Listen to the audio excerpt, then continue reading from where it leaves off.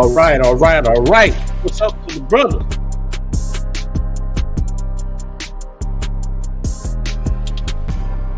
All right. Man, look, man, let's get the show started.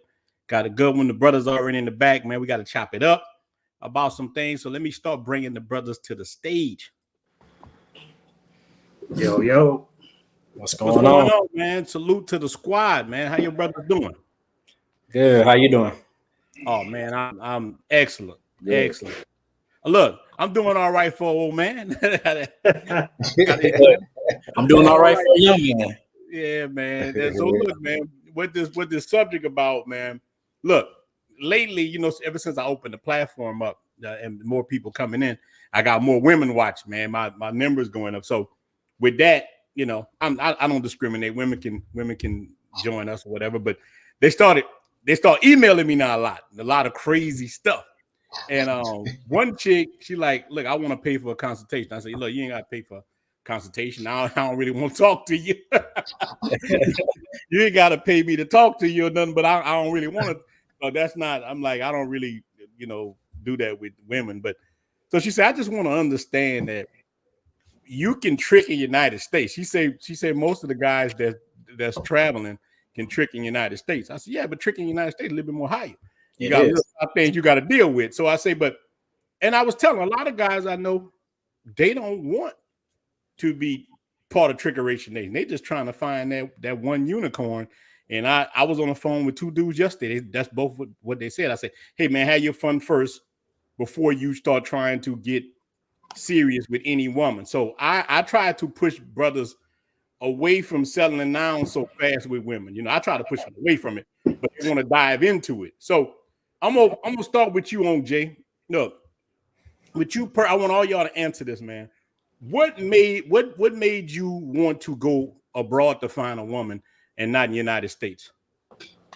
Because I felt like I had tapped into that source till it was dry. You know what I'm saying? Like, I did the best I could, man. I was a 4-time loser. So I was like, you know what? I ain't got nothing to lose. You know what I'm saying? So let me try something different. I can always go back to that. You know what I'm saying? But at the end of the day, man, I just knew it was a better life out here. I'm watching guys, man, happy, you know, on these videos. I'm watching guys like traveling, beautiful women, you know, weather. It was just like, you know, why not? You know, why not? And now I'm here, man. And like I said, on the 13th of October was my anniversary here. And I can say, man, I don't regret anything.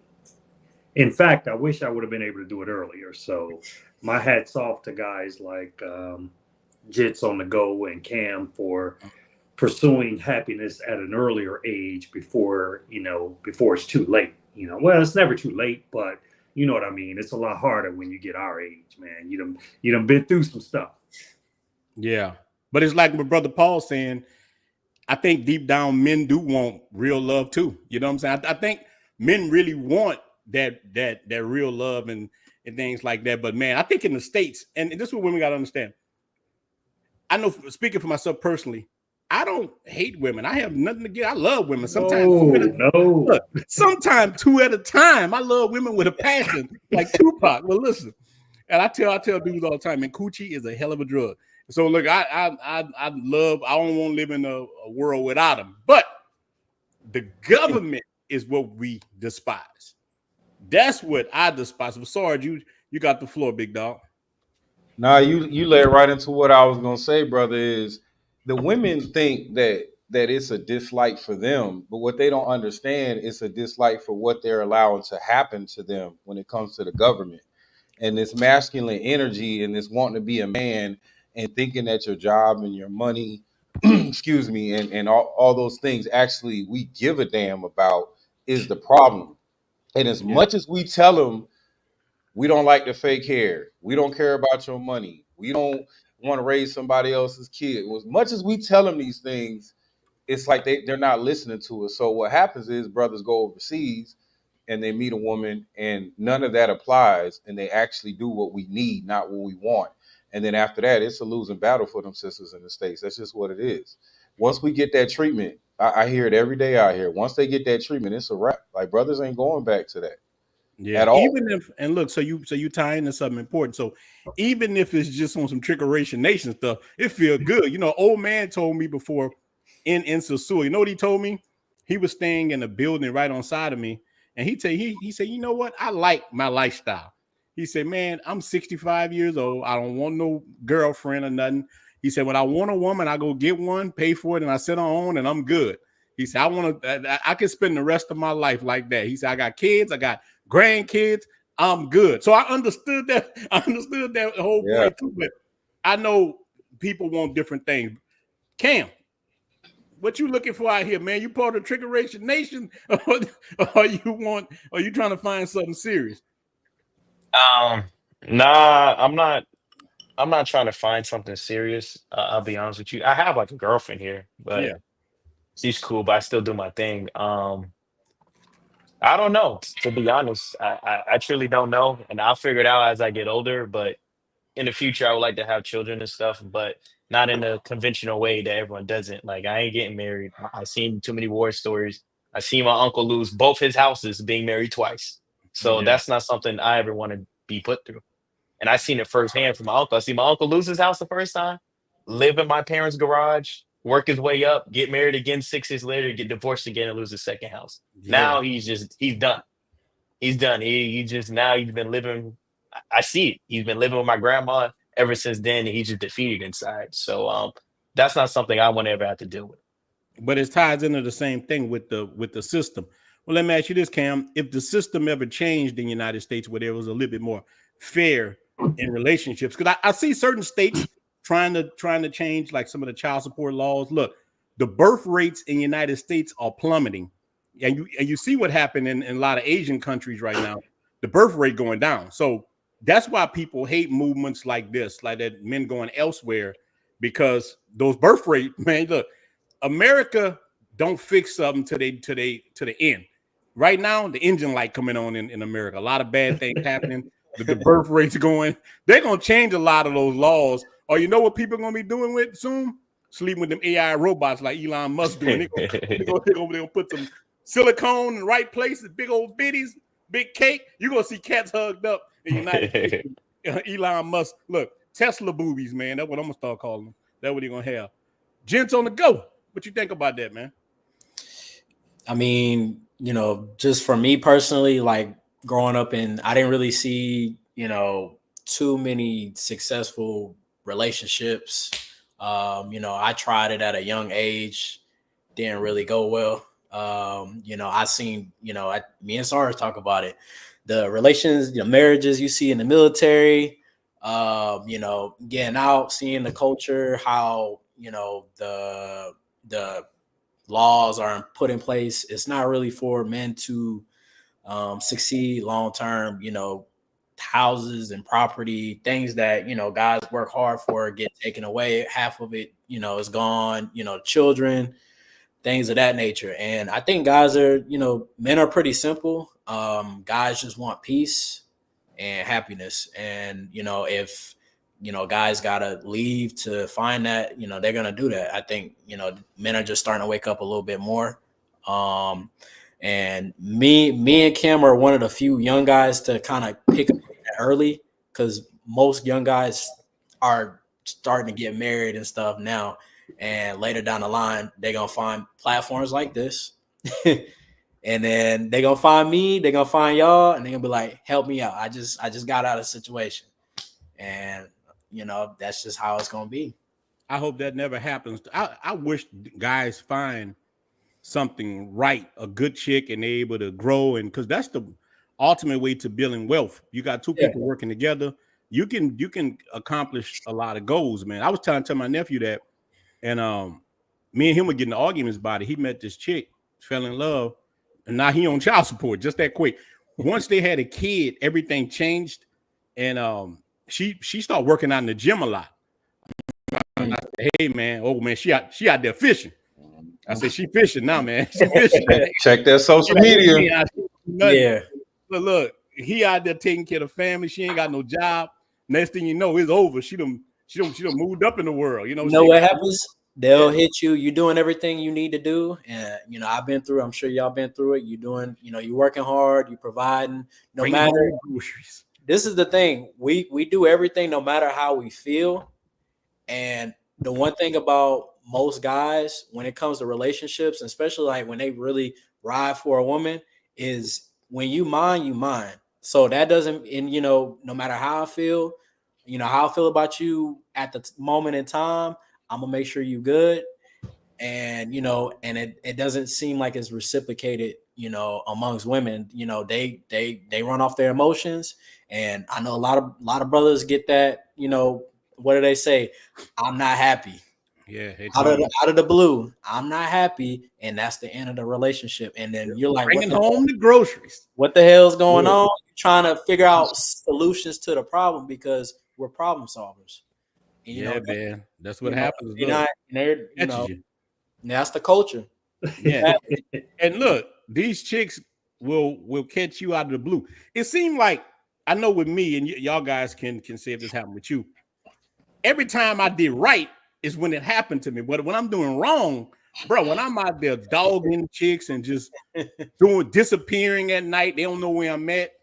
That woman loved me, man. And I'm telling you, I saw her with my own mother, man. Love my mom to death, man. My stepdad, he was a great man, great provider.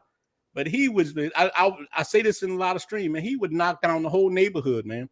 I was wondering why the ladies in the neighborhood were so nice to me. You want something to eat, baby? You Uncle Willie's son. Yeah, I'm Uncle Willie. Look, my stepdad Bruce was laying down more pipe. But he drove my mom crazy, and even me, when I was doing the dirt, is when the women were more attracted. It was like a raw animal magnetism. But when I was bringing home the groceries, making sure everything was right, that's when the problems start. So look, before we go to Young Jay, shout out to Godson. Look, man, right on there on the email, you say salute, bro. I sent you an email. No response. Right, Godson on there, man. Because I'm trying to get hundreds of emails. Just put on there Godson, and I'm gonna check it out. Definitely, man. Definitely. Solomon go pull up on you. He go pull up. Look, I gotta think about hiring me a little secretary, man, because I got so many people, so many brothers reach out, man. But on Jay, do you really believe there's a difference? I want all y'all to answer this. But on Jay, do you really believe there's a difference in dating in Colombia or Mexico where you've been at, or is it just cap? Are we selling the dreams? Is there really a difference or no? Man, first before I answer that question, was it Tell them why you mad? comment? The comments kind of went quick. Something about after you're gone, we don't want you back, or something like that. Wait, you can't go back. Who that is? You know who that is. Yeah. Oh, yeah. So I wanted to address that one first. Yeah. I mean, to be honest with you, ever since I came over here, and ever since I post pictures of my girl everywhere, Facebook, everything. You wouldn't believe the amount of DMs that I've gotten from women trying to cut in. You know what I'm saying? So that's not true. That's not true. You know how it is. It's like when you're thirsty, it's like, nah, I don't want to be bothered with that person. But when a man got options, it's like his stock actually goes up, believe it or not. I know a lot of people don't want to believe that, but the more options you got, I mean, think about that. Why is them girls be knowing that those rich guys got wives and girlfriends or whatever, but they're okay being the side piece. But like Ronin said, a lot of times the nice guy finishes last. They finish last, man. So repeat that question again. What was the question you had for the whole group? Is it really? Look, do you really believe there's a difference between dating? Oh, man. Are the women really different, or are we just big difference, man? I mean, I want to say, like, when it comes down to being a soft place to land, you know what I'm saying? These chicks, man, they just know how to make you feel good. Like, I always had them dream killers, man. But when I've dated Latina women, it's like, whatever I want to do, they're supportive, man. Caring. They think about the little things. It's not always about the big things. Like I've told people, we don't give a damn about a woman's accolades. We don't care about her how many degrees she's got. We don't care about how much money she got. A man will take a chick if she's treating right. He will take her under a hut and clean her up and put her out there. You know what I'm saying? Especially if she back. You know what I'm saying? So. Look on Jake, you don't know how many women I done grabbed out of 7-Eleven was working in, in Circle K's and all that. That was yeah. And I mean, good. but the thing about it is, the difference is like you do that over in because you can provide for her. Yeah, you do that. Dash, over pull up. Dash, you be talking that smack. Pull up. Yeah. Dash might look like Shirley or what's happening. But this is the thing, right? For me at least, like. I didn't start out. Me and my girl didn't start living together until about 3 months ago. Like so pretty much for 8 or 9 months, we were staying in 2 separate places, and she's got her own home. So she's not some desperate, damsel in distress, that needed me to save her. She had her job. She's got a degree, in international business. So like that's totally wrong. And like I've said before, I've dated doctors, I've dated lawyers, I've dated pretty much anything that you could name here, and I can say that they have treated me better than any date in the United States, and I will say this, Ronin, I think that they're more appreciative of the little things. Like I said, man, they're not used to going to fancy restaurants and stuff. These Colombian dudes ain't doing that because they can't afford it. You know what I'm saying? So like, there you go, stunting on Fernando, man. Don't stun on Fernando like that, man. Hey, man, that ain't my fault. Fernando need to get his weight up, man. That ain't my problem, Ronin. But yeah. I mean, I honestly feel like it's better. I mean, think about this, right? If it wasn't better, why are all these guys keep coming back?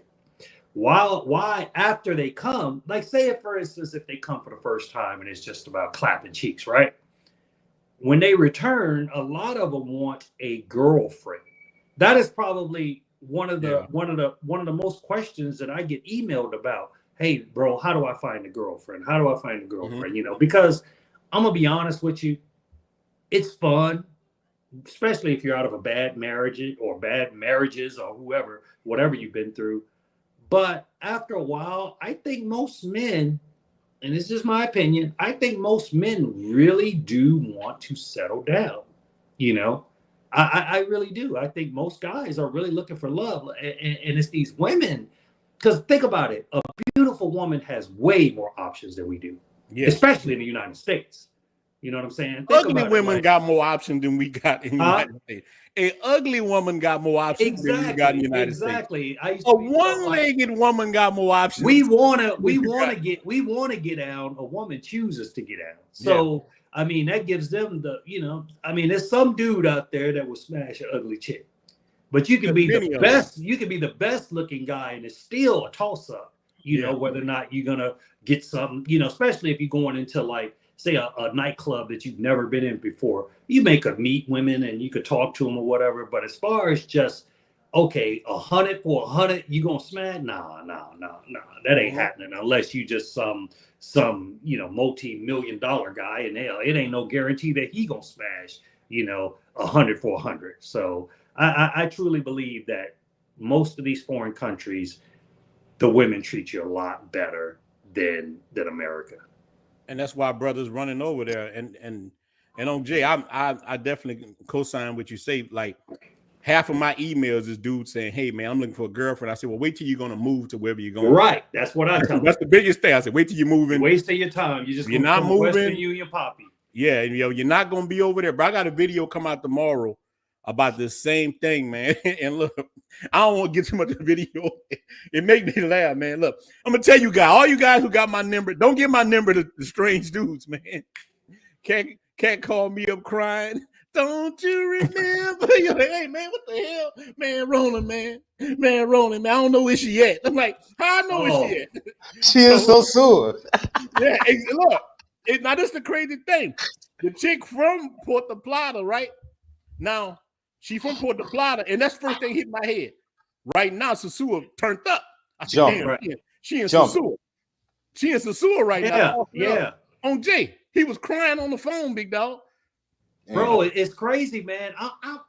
I guess I'm curious, man. Maybe it's just me, but it seems like it's a lot of guys, man, think that that's a flex for a girl picking them up at the airport. What is that? What is that supposed to mean? Like, I mean, honestly, I mean, if I say if somebody was going to pay me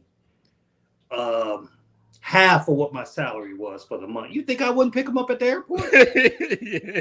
That ain't no flex. But I'm saying you got to realize cats ain't used to that. And look, in United States, man, I'm like, bro, you women. spending more money getting her to pick you up from the airport, and 9 times out of 10, you're gonna be stuck with her the whole trip.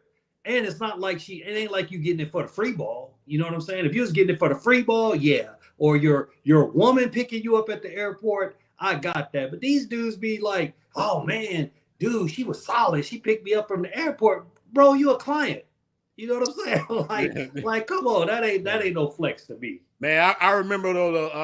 And look, for the go to these brothers' side on that, you're 100% right. But I remember the first time a woman picked me up. You was happy. I was happy as hell. Like, she was like, I'm outside popping, boy. So look, I had my little bag, walking, smiling, hopping. Man, I was so happy. Thought you was doing something. You thought you was doing something. Till I noticed every woman I talked to, like, hey, Poppy, I'll pick you up from the airport. I'm You're like, ching. Hey, right, nothing, hey. And her dude gonna be the driver, the taxi driver. The driver. Fernando driving. Yeah, Fernando driving. Hey, bro, you know that's the crazy thing. Look, I done had chicks come meet up with me. The dad bring them. It might be the boyfriend, the brother, anybody bring them. I know for a fact a chick I was messing with, her dad would bring her on a scooter. He was an old man, bring her all the time. Right. Like he would bring her, come talk to me and everything. Oh yeah, godson, man. Another super chat. Yeah, sorry, them peaceful cat, man. Look, put it in your email, man. I'm gonna make sure to talk to the brothers. Anybody who support the channel, man, I'll make sure to talk to them, man. Sure. But put on there that you godson, and I'm gonna definitely recognize it. You gotta put it. So look, I like this too. I like what the brother said. Paul was saying, most of these women love you till they don't. And that's a fact. Look, we got 182 in the building, man. Hit the like and subscribe to the brothers, man. 182 in the building. But I like what he said, man. Women, and that's I have experienced it, man. Women love you till they don't. The good thing I like about the DR, if they don't love me no more, I just get another one. I don't options. I don't really care. In the United States, you know, once you get out of a relationship in the United States, man, if you've been doing it right, you got to go back through the protocol again, man. You got to get back out here and start dating. The woman got all kind of kids. Reinvent yourself. Yeah, man. Look, I went on a date with a chick, man. I'm not dissing women hair, man. Like, but man, she had the nastiest wig on, man. That thing. Oh, look, the whole time I'm trying to eat, I'm just looking at that wig. She had that part in the middle. They doing this shit. Yeah, man, look. And I ain't dissing the sisters, man. I'm not dissing, man. Look, but that thing was crusty around the edge, man, like glazed donut, man. I'm sitting there like, that's the whole thing I was looking at. I was looking at that wig the whole time, man. I had to stop it. So that's part of the reason, man. I will hit chicks in the United States. You know, I occasionally, but I don't date chicks in the United States anymore. I'm done. Nah. Now look, Dad's talking all that stuff. Pull up, Dad. I'll drop the link for you right now, Dad. You don't even have to show your face on camera. Yeah, you ain't got to show your face. We just want to hear your voice. You're going, hey, I'm Jay. You want to hear the voice. All right, but sorry, look, back when we said sorry. Is there a real difference in the women that think back over your whole life? Look at your life right now where you at and think back your whole life into where you at right. Is there a difference? Are we capping? Ron, we capping. Let me tell you, we capping. So it'll keep some ninjas up out of here. That I'll say that, okay? Because let me tell you this. It's like walking into a time warp. That's how I felt. I felt like I went back 100, 200, 300 years back when women were actually women. Back before all these movements and all this other stuff. And, oh, if you 300 pounds, we can still call you sexy, and them not taking accountability for themselves and all this other stuff. Oh, he froze. Dominicano. Now look, I'm gonna be there. I leave in the morning. So while we froze, let's discuss this right here. We go like y'all might have to host these things while we out of pocket, and like that situation's happened just now with him. We just keep it going. You know what I mean? That's why we got the brotherhood. So this gonna go to you, Cam. But look, first shout out to the Flex King for the $2 super chat. He just paying dues. Appreciate you. One of you brothers. So Cam, is there really a difference, like from United States? But you in Miami. Miami's so rough. You know what I'm saying? You gotta have some serious paper in Miami. But is there a difference to you? I just kind of like where Sarge is getting at. They're just behind like 40 years. That's really it. But you go to certain places, like I was in Bogota, girls are more, they had a lot of tattoos, a lot of dyed hair, a lot of ear seam. It looks like they're like in 2016 right now. They're not in 2024 yet. They're wearing a lot of they're just behind in style. So that's why I would say I agree with Sarge there. But really, when you come out of the country, you finally feel like what it feels to be rich in America. That's how I feel. I don't know if you ever been like, I got my cousin's in the NFL, so walking around him in the place he in the state he plays football in, going to the club with him, it kind of feels like you in Sosua. Oh my God, They're throwing themselves on the floor. They're trying to sneak in the section.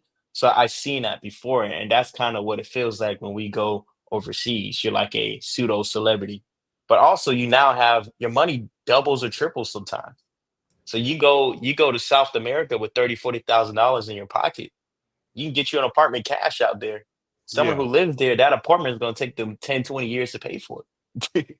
So now you're going down there, you 4x your money. Now you looked as damn, this dude has a lot of money. I need to make sure I treat him well and do all those other things. They may not do that for a regular old Colombian guy or regular old Dominican guy or whatever guy that's from their city, but they'll go over above and beyond because they know we can change their lives.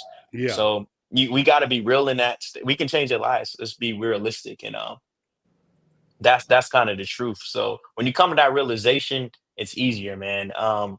They don't love you just to love you, because if you're broke and you tell them, hey, we got to go move in with your mom in the barrio, they'll leave your ass so fast and not even No, you're actually right, because on Jay, that's what happened with the dude that was crying to me. He ran out of money and he started looking for a girl, and that's the bad. He had to go back to the States, and when he went back to the state, old girl disappeared on him. Now look, they do got riders. I believe they got some riders in the United States. I just had a problem with meeting women like that in the United States. That was I had problems. I met women. Look, I tried to do something slick and it backfired on me. I tried to get women out of the church and they were worse than the women on the street. I mean, real talk, man. I went to the church to find a wife and everything. And this woman that grew up in church all her life, and when she get with me, she thought I was a bad boy. I took the gold teeth out, took everything, cleaned my life. She was like, I don't want you no more. I'm not happy. She wants somebody. She thought, look, I thought you was for the streets. Right. I thought you was gonna beat me up at night or stuff. I'm like, nah, I'm not. Look, I went in there talking all kind of about philosophy and all kind of, man, I'm not happy. Child support, everything. Oh God, man, that's the craziness of it, man. That's the craziness. So, Sarge, man, finish your point, man, about that. Yeah, you gotta love Dominican power surges, right? You gotta love it, man. I'm so used to it, I ain't even flinch. I was just like, I'll sit here for about. Oh, you were still talking, yeah. So, but what I was saying, I felt like I went back in time, man, because what a lot of black men specifically are missing is that traditional household, right? We might have got it somewhere in our grandparents, great grandparents, but we're missing that. And we got to see, like, where's the big mamas at? Like, where's the grandmas at that, was teaching their daughters how to cook and clean and be a wife? And that's the problem we're having is from the time my son was born, we told him how to treat women and be a man. From the time he can talk, that's all we taught him. We never taught my girls, and I'm guilty of this, how to be a wife, how to be a mother. That was never, it was be independent, go get yours, blah, blah, blah. So now when they get older, they don't know what to do. My son is thriving because we put that in him from birth. We never put that in our daughters because that's how society is. And the problem with that is men get better with age. Women don't. It's a fact. It's a biological fact. It's a mental fact. It's all that. So Dash about to start coming. Ooh, hey, sorry, Dash can come in. sorry. Hey, Ooh. Dash can come get it. Dash can come get it. Dash, you Like want she some can get the smoke, Dash? smoke. She can I get the dropped that smoke. link for you, Dash.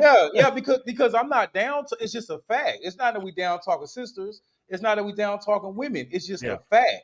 So when as men get older and get more mature and get wiser and become better men and work harder and stuff like that, a woman that doesn't find somebody at a young age, every year she get over 25, you starting to go downhill. Then you get mad when those old ninjas go get a young woman when we dating them, because what you were using when you were young, sis, you can't use when you get older. I don't care how much you in the gym. I don't care what you're doing. Men like youth and fit. That's the two things we like, and submissiveness. If you don't cover one of them three things, especially with these traveling brothers, just like we all say, we ain't dated nobody in years in the States and don't plan on it. And we ain't no bums or no simps or don't have money or nothing like that. So that's really what it boils down to, is brothers are seeing the light. Like, nah, I'm not dealing for that no more. I'm not dealing with that anymore. Hey, Sarge, you got a question. They say, why didn't you teach your daughter those things? Because and I'll be very honest about this, because I was old school and I was expecting their mother, not a shot at their mother or nothing like that, but I was expecting their mother to instill some of them things into my daughter, just like I was instilling certain things into my son. The problem I didn't realize was their mother didn't have a mother to do that.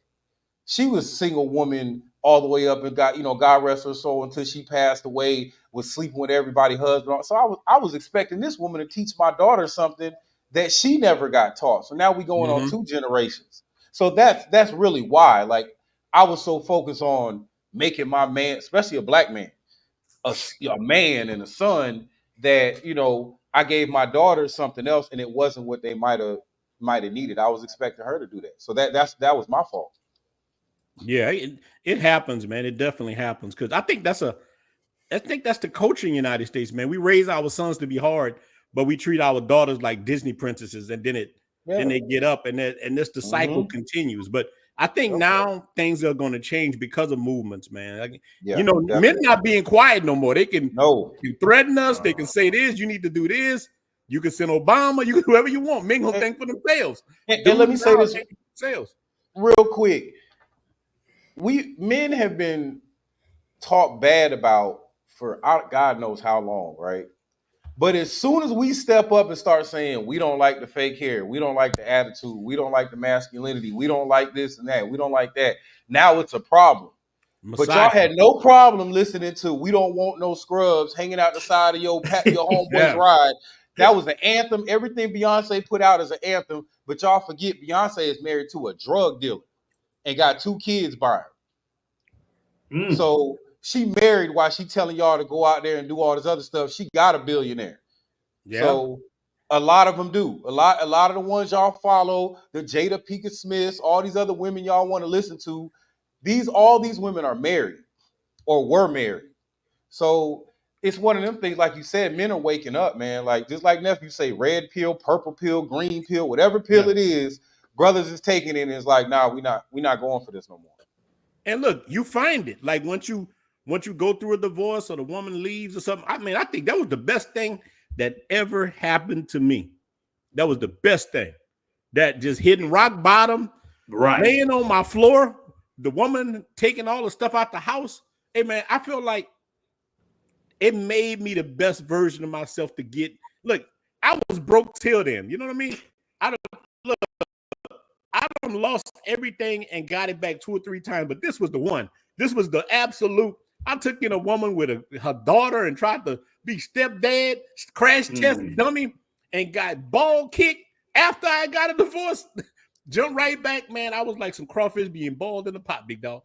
It woke me the hell up. It transformed me.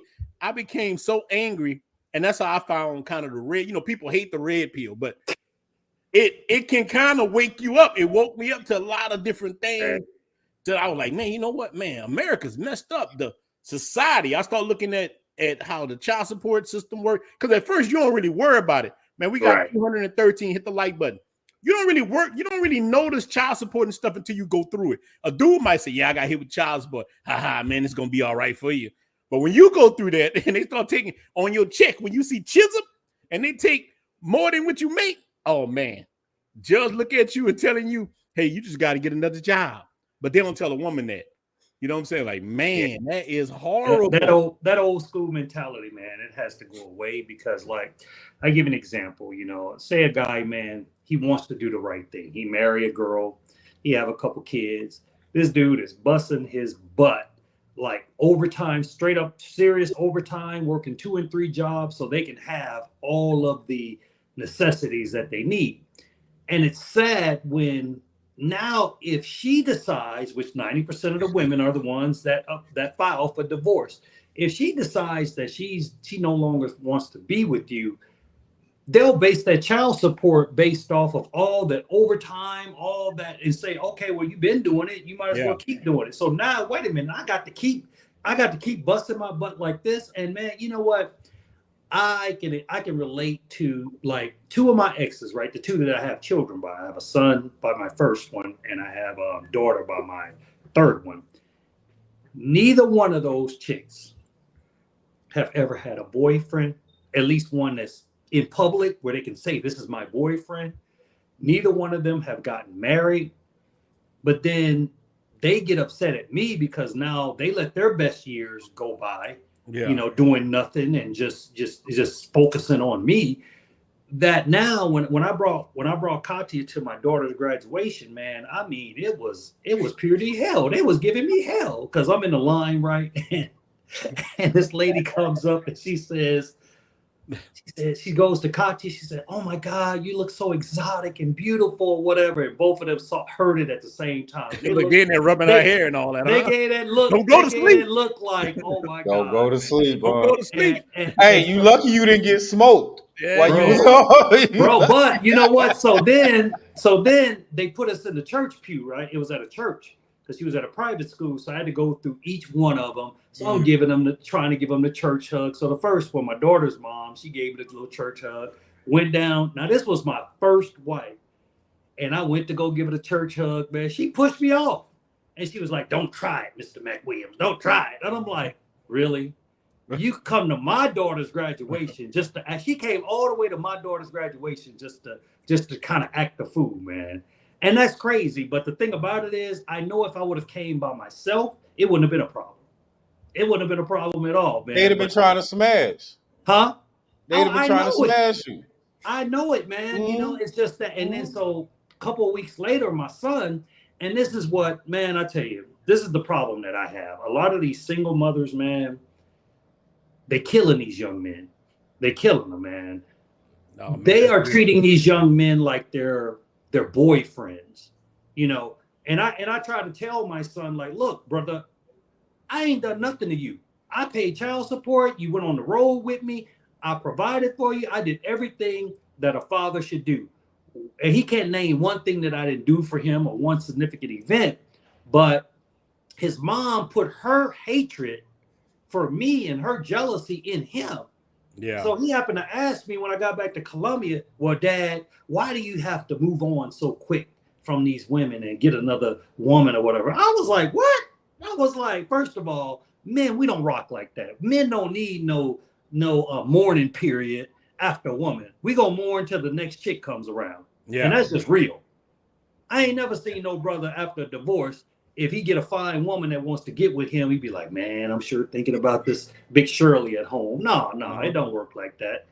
But he's listening to her. So these women are ruining these men and these young boys, and they're ruining these girls, man. They are ruining them, and it's sad that as men, we have to tell them. I'm like, okay, and I don't mean to rant, but this is important to me. Nah, get it. We need to hear. My daughter just turned 18, just graduated. So the first thing I tell her mom, who, of course, telling her, your dad ain't this, your dad ain't that, you know what I mean? And she's telling her, like, look, you shouldn't, you keep running out the house, you going out for 3 and 4 days and then come back or whatever. So I tell her mom, I was like, look, you need to put her ass on that shot, blah, blah, blah. Now, why is me as the father got to tell her stupid mama to put her on the shot? You know what I'm saying? Like, at least if she gonna make mistakes, at least make it to where, you know, it doesn't backfire on her and destroys her for the rest of her life. Because we all make mistakes. Or yeah, everybody make mistakes. And her mom's like, oh, well, we can't do, you know, I can't make her do that or whatever. Really? You don't have a close enough relationship where you can make sure she protected. Yeah. But it's and you crazy. know what it is, Uncle Jay? This is what I believe it is, man. It's a lot of guilt in these women. It's a lot of guilt in these women, these single women that run around here, you know, talk about how they single and blah, blah, blah. It's a lot of guilt in them where they made a lot of bad decisions. They did a lot of bad things. They treated some of these good men wrong.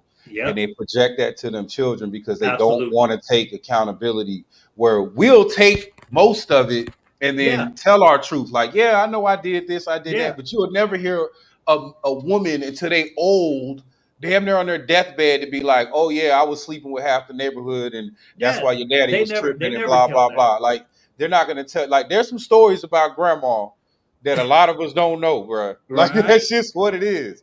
You know what I'm saying? Grandma got some stuff in her closet too.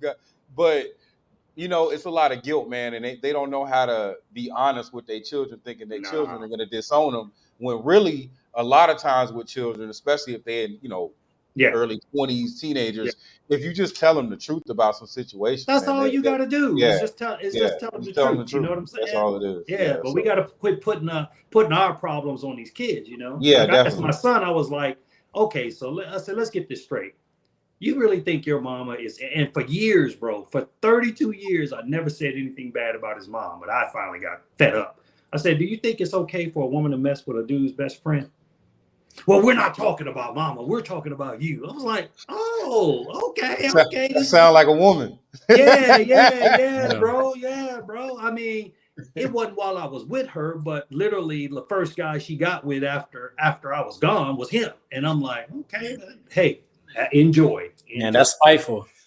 Enjoy, bro. Yeah, that's not. But look, he's going to change. Like as your son lives and go out here, he's going to see, look, I thought my daddy was crazy. My dad would tell me such things that he always had an answer for something. And I thought he was crazy because I would listen to my mom too about a lot of stuff. Right. It didn't hit me till later on in life. Like, it hit me all of a sudden like a truck. Damn, he was the right one. My mom was the wrong one. My mom she would tell us stuff. My mom was a good person, always a good person. But man, her advice was wrong as hell, man. It was like now I seen it as a man. That's being real. Like you wear two left shoes, man. She had me walking around here with two left penny loafers on, man. That shit was wrong. And Ronan, that's because they don't understand the life like of a man. And again, and I agree with you all on, and maybe your son would get it in the future, Jay. But I started having this realization like 3 years ago. I was like 2021. I started working. I started being on my own. I'm like, what the hell is going on? And then like stuff just started opening my eyes. All the things thank God my dad is still alive. Yeah. But all the things that, you know, he was trying to teach me, and then my mom was stepping away. It was so many of those things that my dad would always be like, hey, they're boys. They need to go out and experience, and they need to go get burnt. They got to go figure it out for themselves. We can't keep trying to harbor them, and they got to go figure out life. So, and I just noticed that from my dad. The other day, I told my dad, I said, hey, Dad, if you divorced my mom, I wouldn't mind, dog. I can't lie to you. We go smash these girls down the Cartagena. That's cold. I tell my mom that. I say, hey, Dad, don't stay for me and for us, man. Just go if you got to go, dog. I won't be mad at you.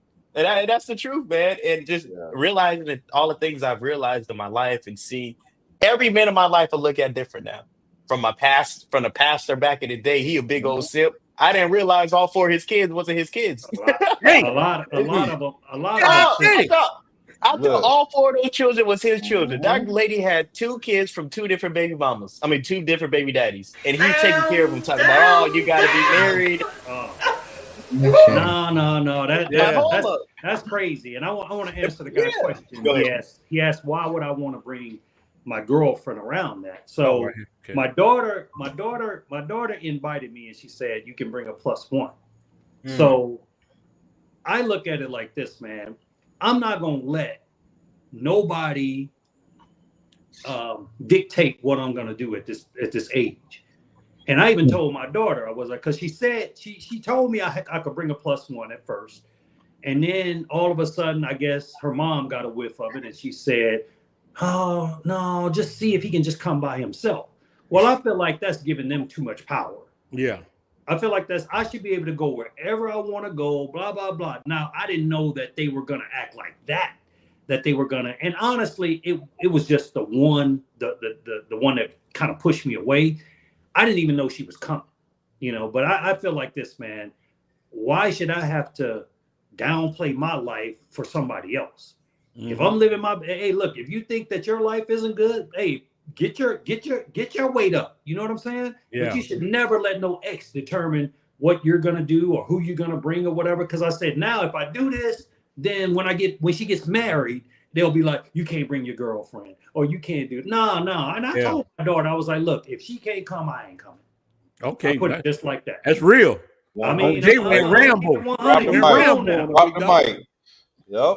Yeah, you went grown now. If you can't come, I'll stay in Colombia and save that money. You know what I'm saying? Yeah. Oh, and she called me back. Oh, Dad, okay.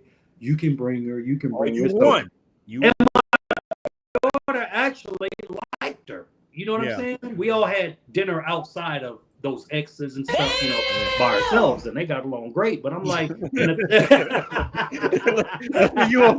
OJ say, look, we gotta do it again. OJ say, look, if she ain't coming, I ain't coming. Hey, what they gonna do to me? Yeah, I look at it like this. Sometimes you gotta call people bluffs. Yeah, man. You know what I'm saying? I say it all the time. Man, I tell you, it's so different when you have a guy like Cam. That's why I've really grown to really like that brother, man. Because my son is 32. Cam, what you 23, Cam? How old 24. 24. Okay, 24. Same and thing. The maturity level is totally different because my son I don't want the chat to get it twisted. I love my kids, man. Yeah. But I'm just a straight shooter, man. It don't matter if they related to you. Man, bump them kids. Pow. Damn. I'll say it like I see it, man. No mercy. I'll slaughterhouse a quick one, man. When I lived in Mexico, I invited him down, right? And so he claims he just want to find a wife, and he claims that he just want. I'm like, okay, what's this bullshit? Anyway, I'm like, brother, do you got something to tell me? Like I said, Jay gonna always keep it 100. You got something to tell me? So I'm like, I'm gonna test him. Took him down to Hong Kong's at Tijuana. Man, he telling the chicks to get away from him. I'm like, what the hell is going on?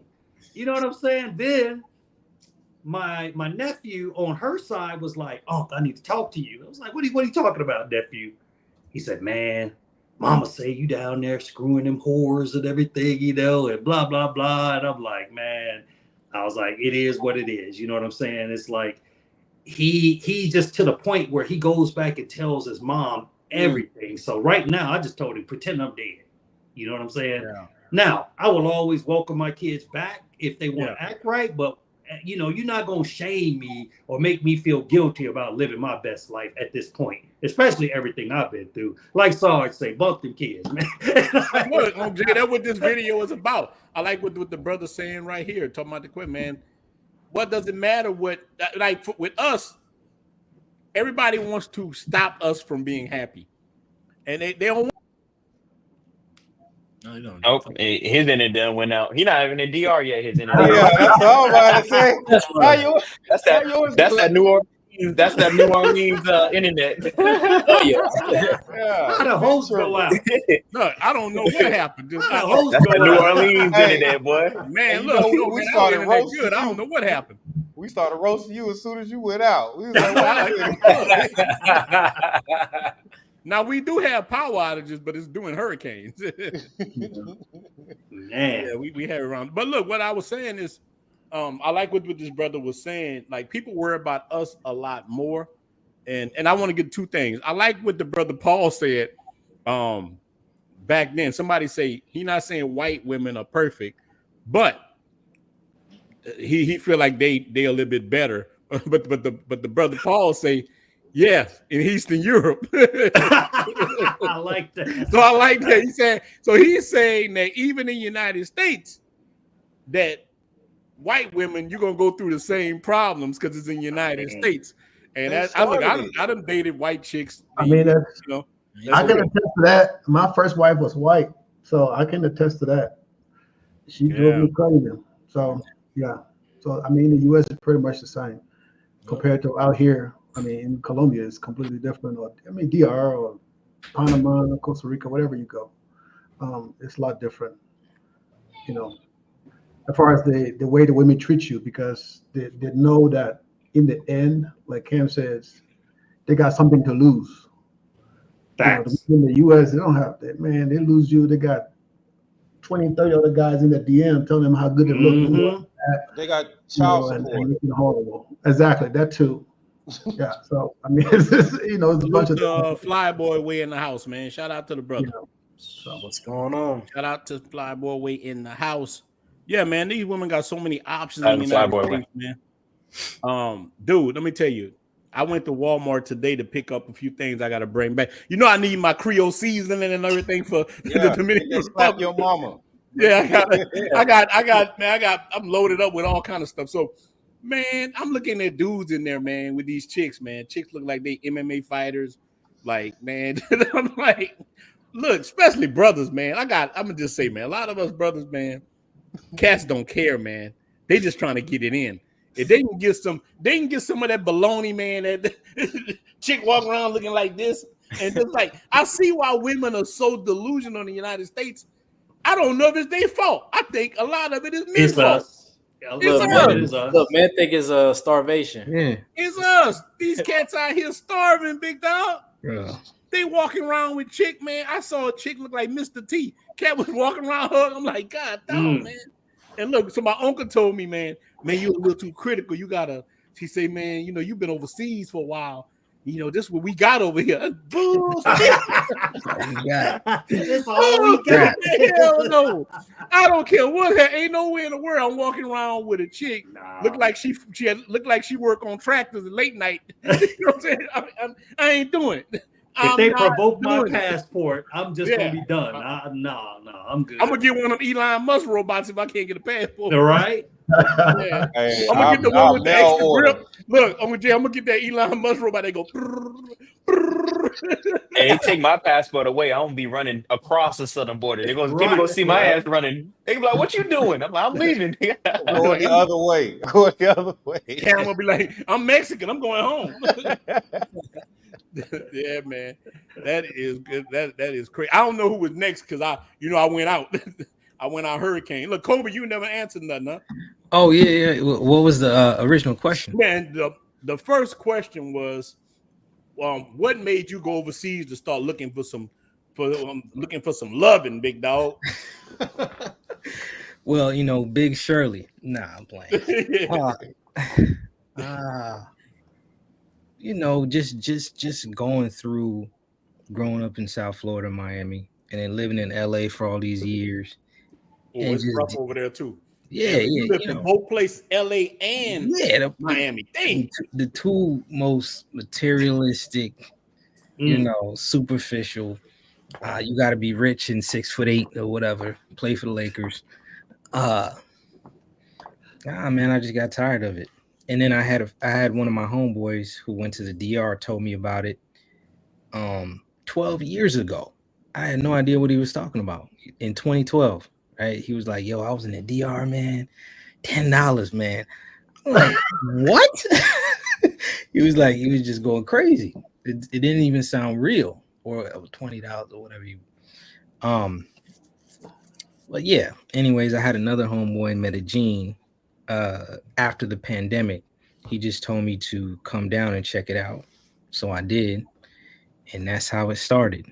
You know what I'm saying? I saw that, this is completely different. Like, I'm never going back. So I tested it. I went back. I said, you know what? I'm going to give it one more go. I came back home. I was at the grocery store one day, saw this girl looking at me. I walked up to her, tried to talk to her, and she was like, can I help you? With like a bad attitude. And I said, you know what? I'm done. I'm done.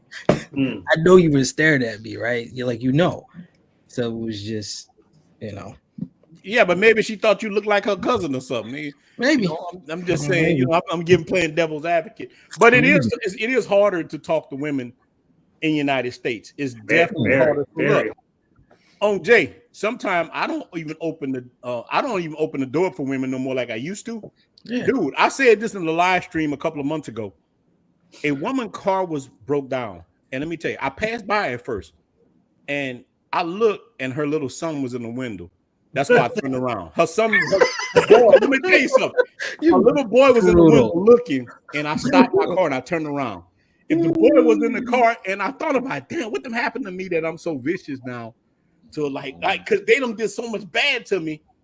Like women them did in the States, them dogged me out so bad. But should one gotta suffer for everybody like men do? We gotta suffer. We gotta bear the weight of every person in the United States that act crazy. We gotta bear the one dude can mess up everything for everybody, but women don't have that weight. And bro, I saw the little boy, and I turned around and I went there and I helped her with her car. And I'm like, hey, like, and boy, it took a lot.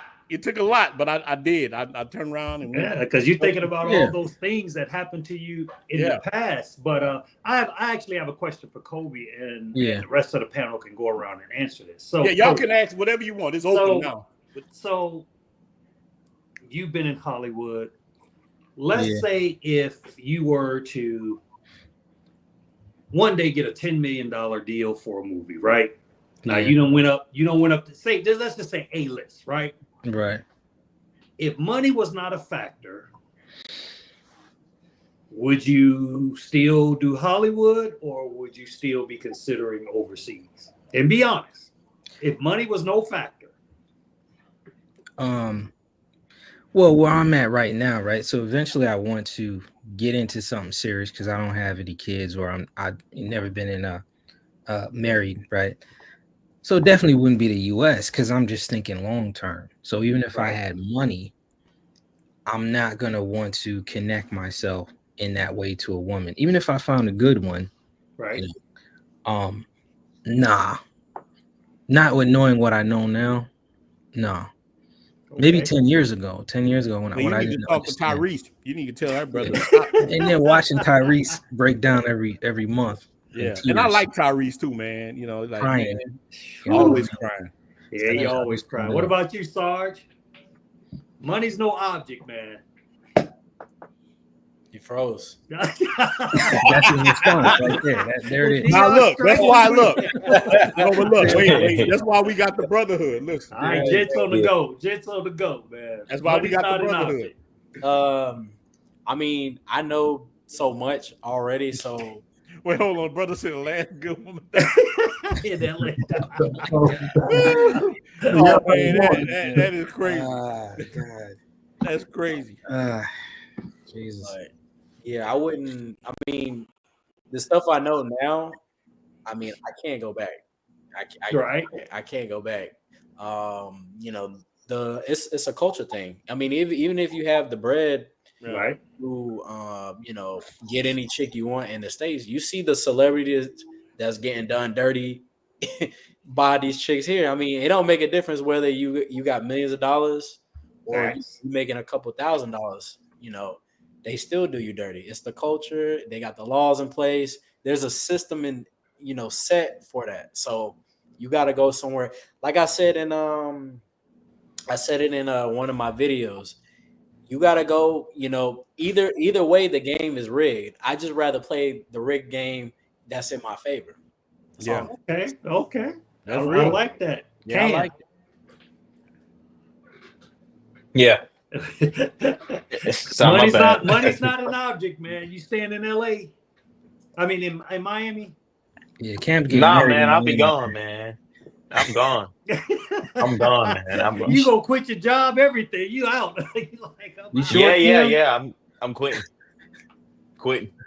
Bagging and tagging. I'll probably blow the money. I'll probably blow most of it. To be honest. Yeah, me too. Y'all you ain't gonna blow it getting $18 Airbnbs. You ain't gonna blow it. Nah, yeah, look. Oh God. Cam getting them cheap hostels. You gotta share the bathroom with everybody in the building. Right. I'm gonna move up in life. I'm gonna give you a $30 Airbnb. No hot water, nothing, man. James, man. You tripping, dog. Channel member, man. Shout out Charles James, man. I really appreciate that. My big dog. Appreciate that, Talk man. about. That's Okay, what last but not least, man. Oh man, my man Edwin, man. You already almost there anyway. So what you think about going back once you reach your goal, man? You going back? No, I'm not. I'm not going nowhere near that place. I mean, It's like asking if you want to go back to slavery. Come on. yeah, I'm not, man, Kobe, you're right. That's what it's really they like. want to go back. You want to go back bro, to because 1800s? I mean, you know how it is. You guys that work hard to get to where you are right now. You know how hard you had to work. And then you imagine somebody who you probably married a person for 6 months, and then they leave you and get half of your shit. Yeah, man. That's You true. know that like I can't even. That shit. Oof. We just do something to me. No. Thank you. I'll be out here in Colombia right now. That's where I'm at. I'm in Bogota today, or I'll be in the DR, where I know, put a plot at my spot over there with my people. You know, or Panama. You know, one of the places, bro. I'm not going back over there. I'm going back over there next week, but I'm going to stop packing my shit so I can leave permanently. Yeah, once you get a taste of this, man, you never want to go back. I mean, and for me, answering my own question, like, honestly, I don't think that I could ever do that again. I mean, to me personally, when I go back to the States, I get anxiety, man. I'm just like, nah, this is messed up. I mean, even the young guys, bro, that don't have children or whatever. Like, I know a good friend of mine, man, he has a whole family down here, and he's never been married. And he didn't marry the Colombian chick, and he leave her right here. He sent her $500 a month. I mean, can you imagine? You got 2 children, and $500 a month takes care of everything. Now that's reasonable child support to me. Yeah, you know what I'm saying? Child support. He don't know nothing about what his assets are, what he makes, nothing. He don't share none of that. And that $500, she got a mama living with her daddy. She got, it's a whole house and 2 kids. You know what I'm saying? But he's adapted to her lifestyle, not him trying to lift her up to his lifestyle. Look at his own Jay. Look at our boy in the building. He said he wrote his resignation letter today. Escaping the plan. Shout out Miguel. Man, Miguel, man, you gotta make sure you jump on this thing, man. Shout out to Miguel, man. And I also want to shout out my brother with the $10 super sticker, man. Shout out, Appreciate it, Charles.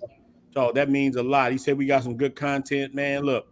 This is what it's about, man. This is the brotherhood. This is what we supposed to be talking about. Look, if we don't talk about our issues and what we're trying to do, nobody else will. Now, look, Cam is in the DR right now with Sarge. So that's why I'm telling you guys, man. We gotta sometimes different people got to host. Look, sometimes Gents on the Go, you might have to host it because if we out and about. You gotta host it because our internet gonna come in and out on J pop in and out, but not as bad as DR. DR internet, man. Woo, man. My biggest problem was on that cruise ship. I was like, I can't do this, man. I can't do this. DR internet is just crazy, but I got the Elon Musk stuff going over there now. I don't know if it's gonna be there when I get there because how much is that? I got it. I'll send it to you, man. I got it. I paid forgot 3 or 4 something. But I got a different one. It's one that you can do.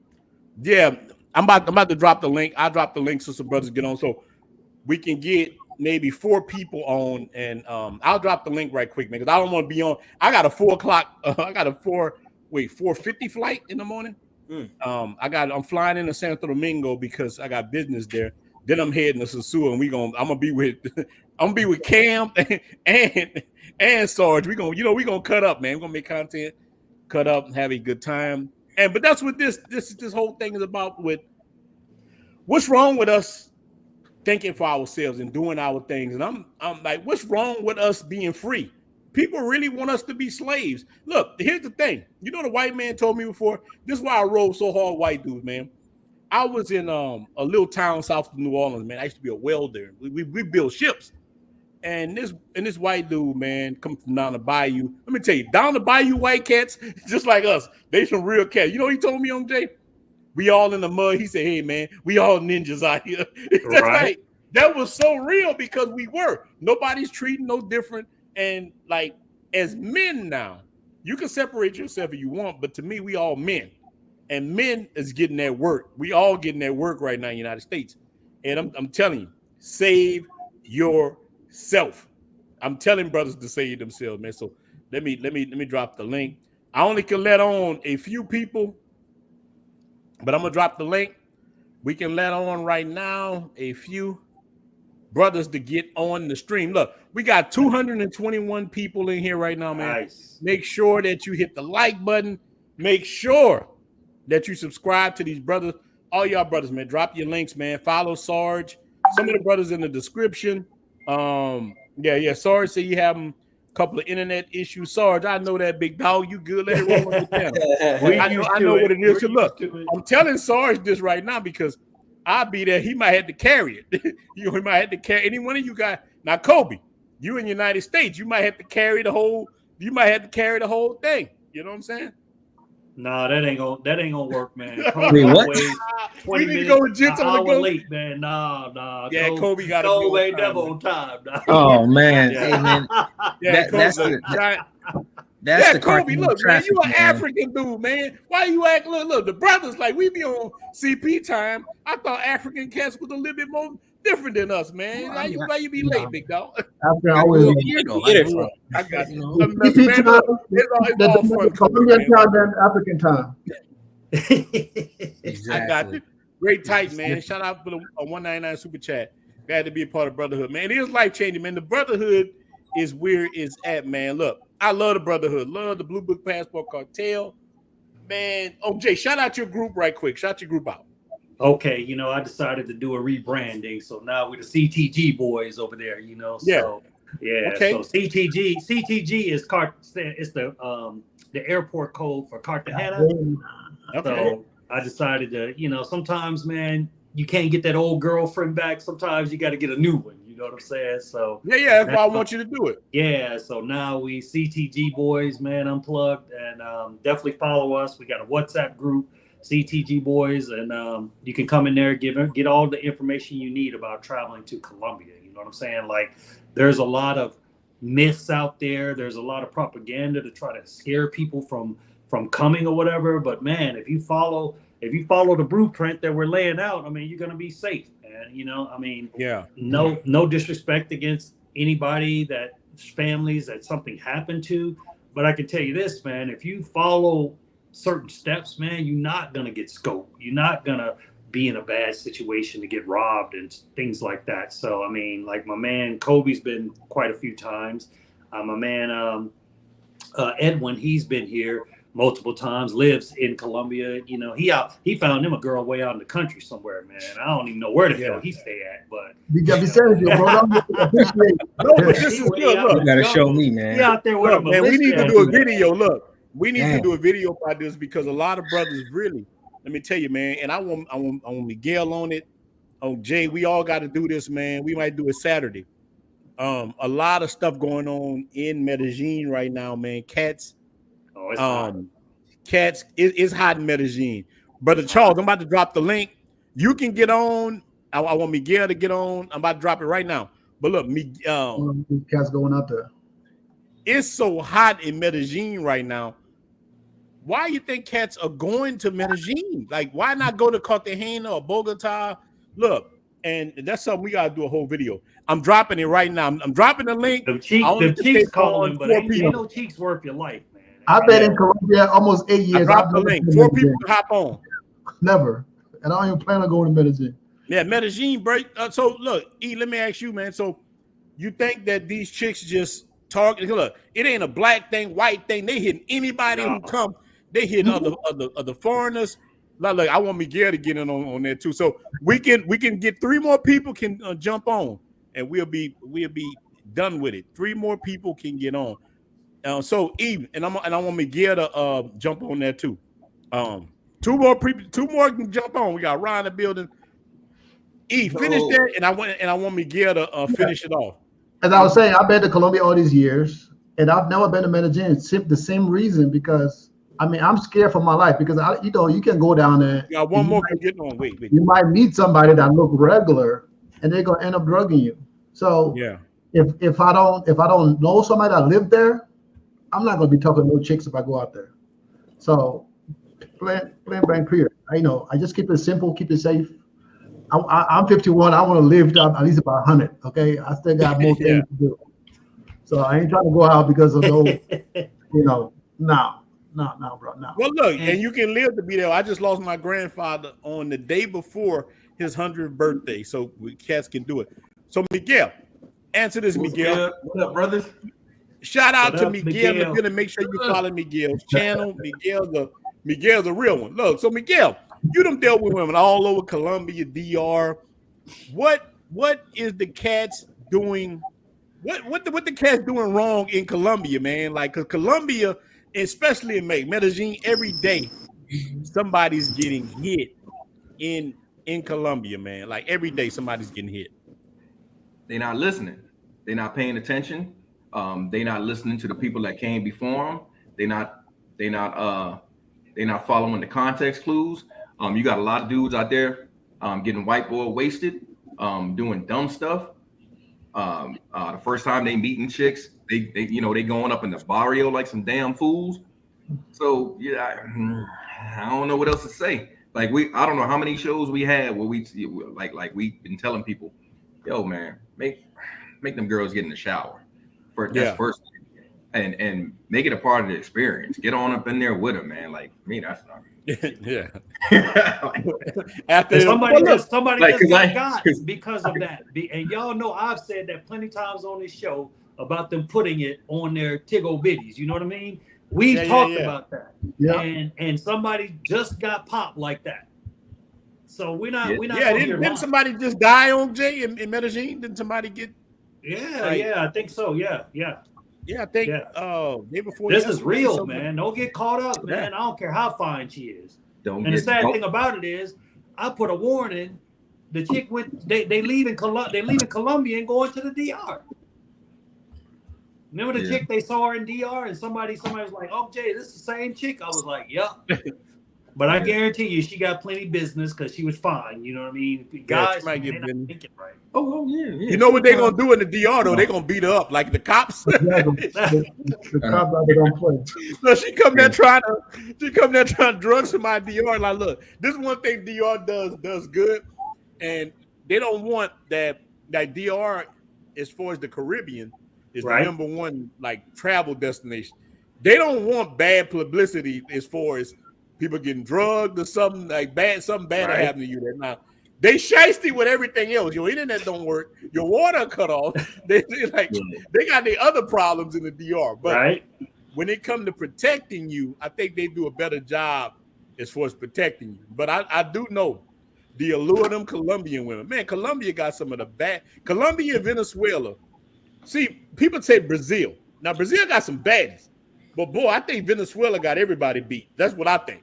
Because Venezuela got everybody beat to me. Hold on, I got to preface what I say because shout out to your channel, Ronan. You got some new followers. Because Shorty told me she was like, I saw you with that other girl in the YouTube.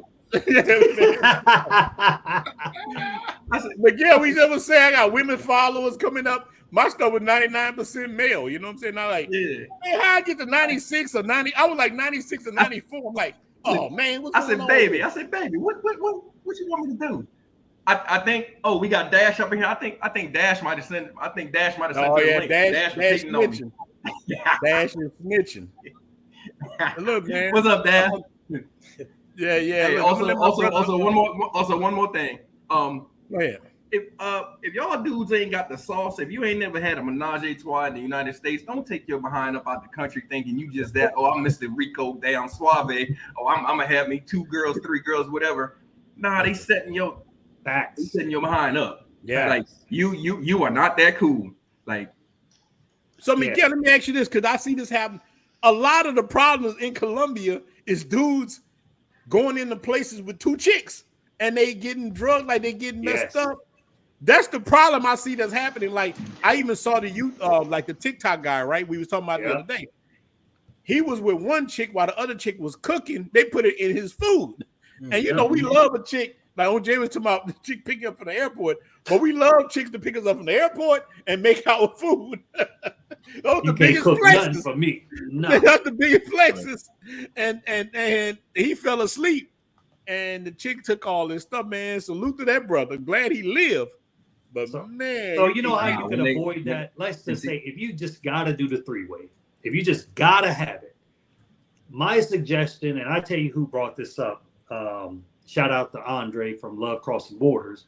He said before he met his wife, he never went to the streets for the chicks. He always went into the establishments.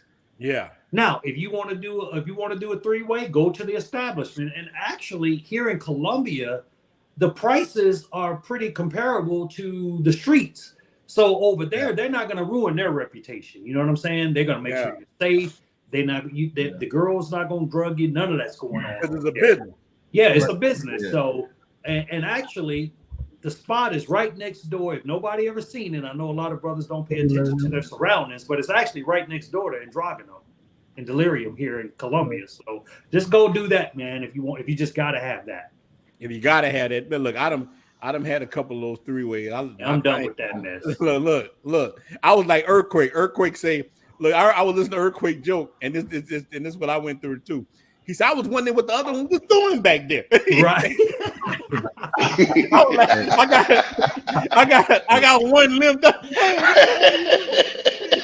Look, OJ, that's how you know you getting old. Look, I got one foot hitting my ear. Hey, what? Chill out now. Right. Don't be scratching my back. So yeah.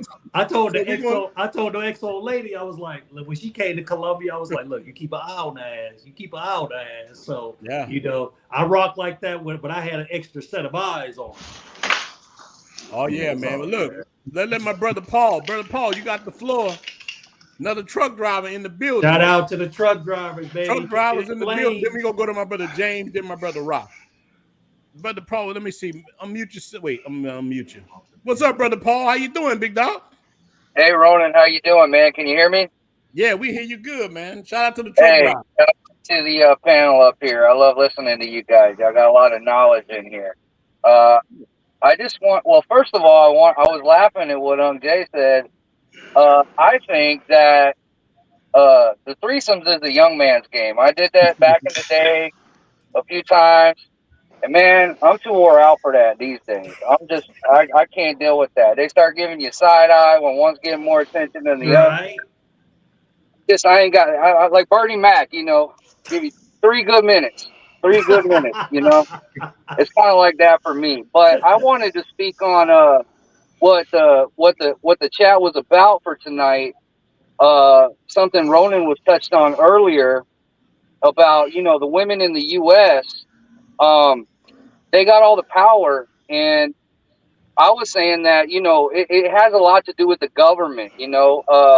Back in the day, men would check their women, and it was within the home. So that also caused the women to respect their men.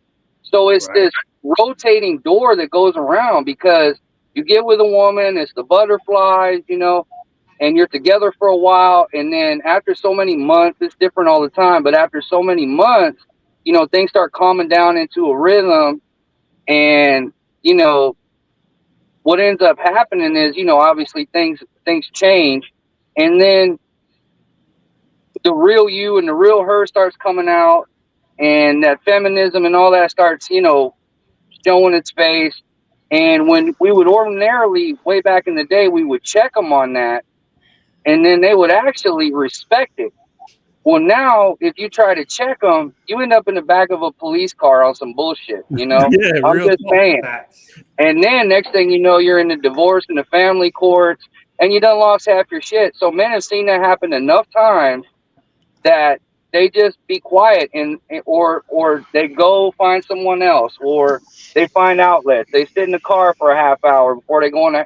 They just get into this bad place. But then on the other side of that, what the effect of that is, then now they don't respect you, and they look at you like a chump, and then now they down there getting it put on them by your friend, their work husband, whoever. Somebody hit them up in their DMs, whoever it is, because now they look at you like you're just weak. And it's not that we're weak; it's that there's consequences. She's got a whole United States government backing her up. plus your state that you live in. I done been down that road, and I will never ever do that again. Catch and Man, that's release. real. Catch and I'm release. glad you That's on it. here, man. I'm glad you here because sometimes, you know, black men, we think white men got it so much different. They're like, hey, man. But it's the Nah, but I same, like man. It's the same. It's the same. same. I mean, I know there's cultural differences and there's history in this country. I'm not ignoring all of that. But in the modern day, I say it like this. It's not black versus white. It's innies versus outies. That's real. And Dash, stop. Don't be hating on Paul. To my Paul. See, hey, look, I can tell you talking the truth, Paul, because Dash hating on you. Don't be hating on Paul. that's okay. He can hate. I got big shoulders. I can handle it. I'm gonna sleep real good tonight, knowing that I ain't got somebody nagging in my ear about everything I didn't do today.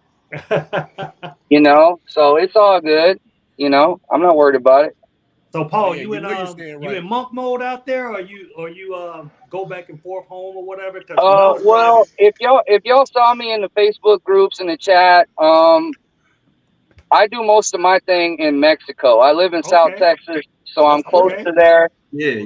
I've been doing the border towns for many years, way before I could get my passport, because I was in child support hell. I've had my passport for a while now because my ex-wife, I put in the chat, she actually passed away of cancer back in 2018, and they kept charging me child support for almost a year. Wow. I had to go all the way up the tree that's crazy. with a death certificate, and I didn't see a dime of that money back. And and these young fellas are figuring it out now. These young fellas are what our generation went through, where we got steamrolled because we thought it was going to be like our parents and their parents had. You know, go get your stuff together, become a man, mold yourself, become a protector, become a provider, and you'll find you a good woman. That's nonsense now. And that transition happened in our generation, you know, and so a lot of us, we got bushwhacked. And now these kids today, it's been happening, you know, 70, 80, 90% divorce rates and that. Now they're hip to it. They're not going to be, you know, 1, 2, 3 times divorced before they figure it out. They just ain't even getting in the game. That's learn from me. Learn from my mistakes. Yeah, learn from mine too. I want to say something to that, like, you know, and that's the one thing I've tried to do, especially like me, you know, you guys just trying to pick your brains. You know, I know Unc J, you was talking about your son, you know, and everything, and I think, you know, sometimes, and you know, my mom raised me. You know, I told Sarge, you know, my uncle actually just passed this month. You know, 43 years old. Wow, he's young. Yeah, so he was like, you know, a father figure. I still got my grandfather and everything like that, but one thing I try to do is, you know, take bits and pieces from, you know, men that have been through it and just apply it because, you know, y'all have lived more life than me. Y'all made, you know, mistakes, you know, y'all have had success. And, you know, I just try to take bits and pieces. Like, you know, I've talked to Sarge earlier today. You know, I know me and Unc Jay have had conversations. Me and you, Runner, had conversations. You know, just learning and taking everything. I wouldn't have gotten to this point if I wasn't able to open my ears and, you know, listen and apply to, you know, everything. So, you know, I just want to say salute to y'all. You know, keep doing that's what's up. I wish I had something like this when I was going through that hell. OJ laying in my truck. Look, laying in my truck at night. I wish I had this, man. I'm telling you. Hey, Ronin. And here's the thing, too, man. When that stuff goes down, what a lot of guys don't talk about is when it hits the fan, you know, I want to keep my language clean, but when it hits the fan, they got 1,000 people to run to, their friends, their family, all these ain't got people. nobody. We are alone. We alone. They even badmouth us to our friends behind our back and get them on their side. We don't even know what's happening. Yeah. Next thing you know, it's and then people wonder why men are, you know, choosing to check out, let's say. Yeah. They don't spend their life building what they have. Maybe they're not Brad Pitt or a movie star, millions of dollars, whatever. But you know, they got their $80,000 a year in a 401k. They've been working 20 years. got that pension coming in 10, 15 years, whatever, and it all gets pulled out from under them. And they got to start all over. And some men, I mean, it happened to me. I got through it, you know, I'm strong, I'm tough, this and that. I don't got any quit in me. But some guys, their reputation gets assassinated so bad. The wives will lie on them saying, you know, they touched the kid or, you know, whatever they got to say. And lawyers will tell them to do that so they can keep us away from the kid. And then when they put us out the house, and then 6 months goes by, you finally get in court and they're like, well, they're going to get awarded to the mom because they've been spending all the time with the mom. Well, Wow, wait a that's minute. real. Wow, Wait a minute. Wait a Somebody minute. going I through that wanted right to now, be with Paul. my kids, Wow, that's real. but I got put out the house. Yeah, that's real. So we get punished for doing what we're supposed to do, which is go to work. Facts. Yeah, man. And it's real. all alone. Sitting, you know, sleeping on a futon in a little 1-bedroom apartment in a crappy part of town. Can't even afford another woman. Memories. Look, he bringing back memories, OJ. Man, I'm just speaking facts to the young bloods in the room. Don't do it, man.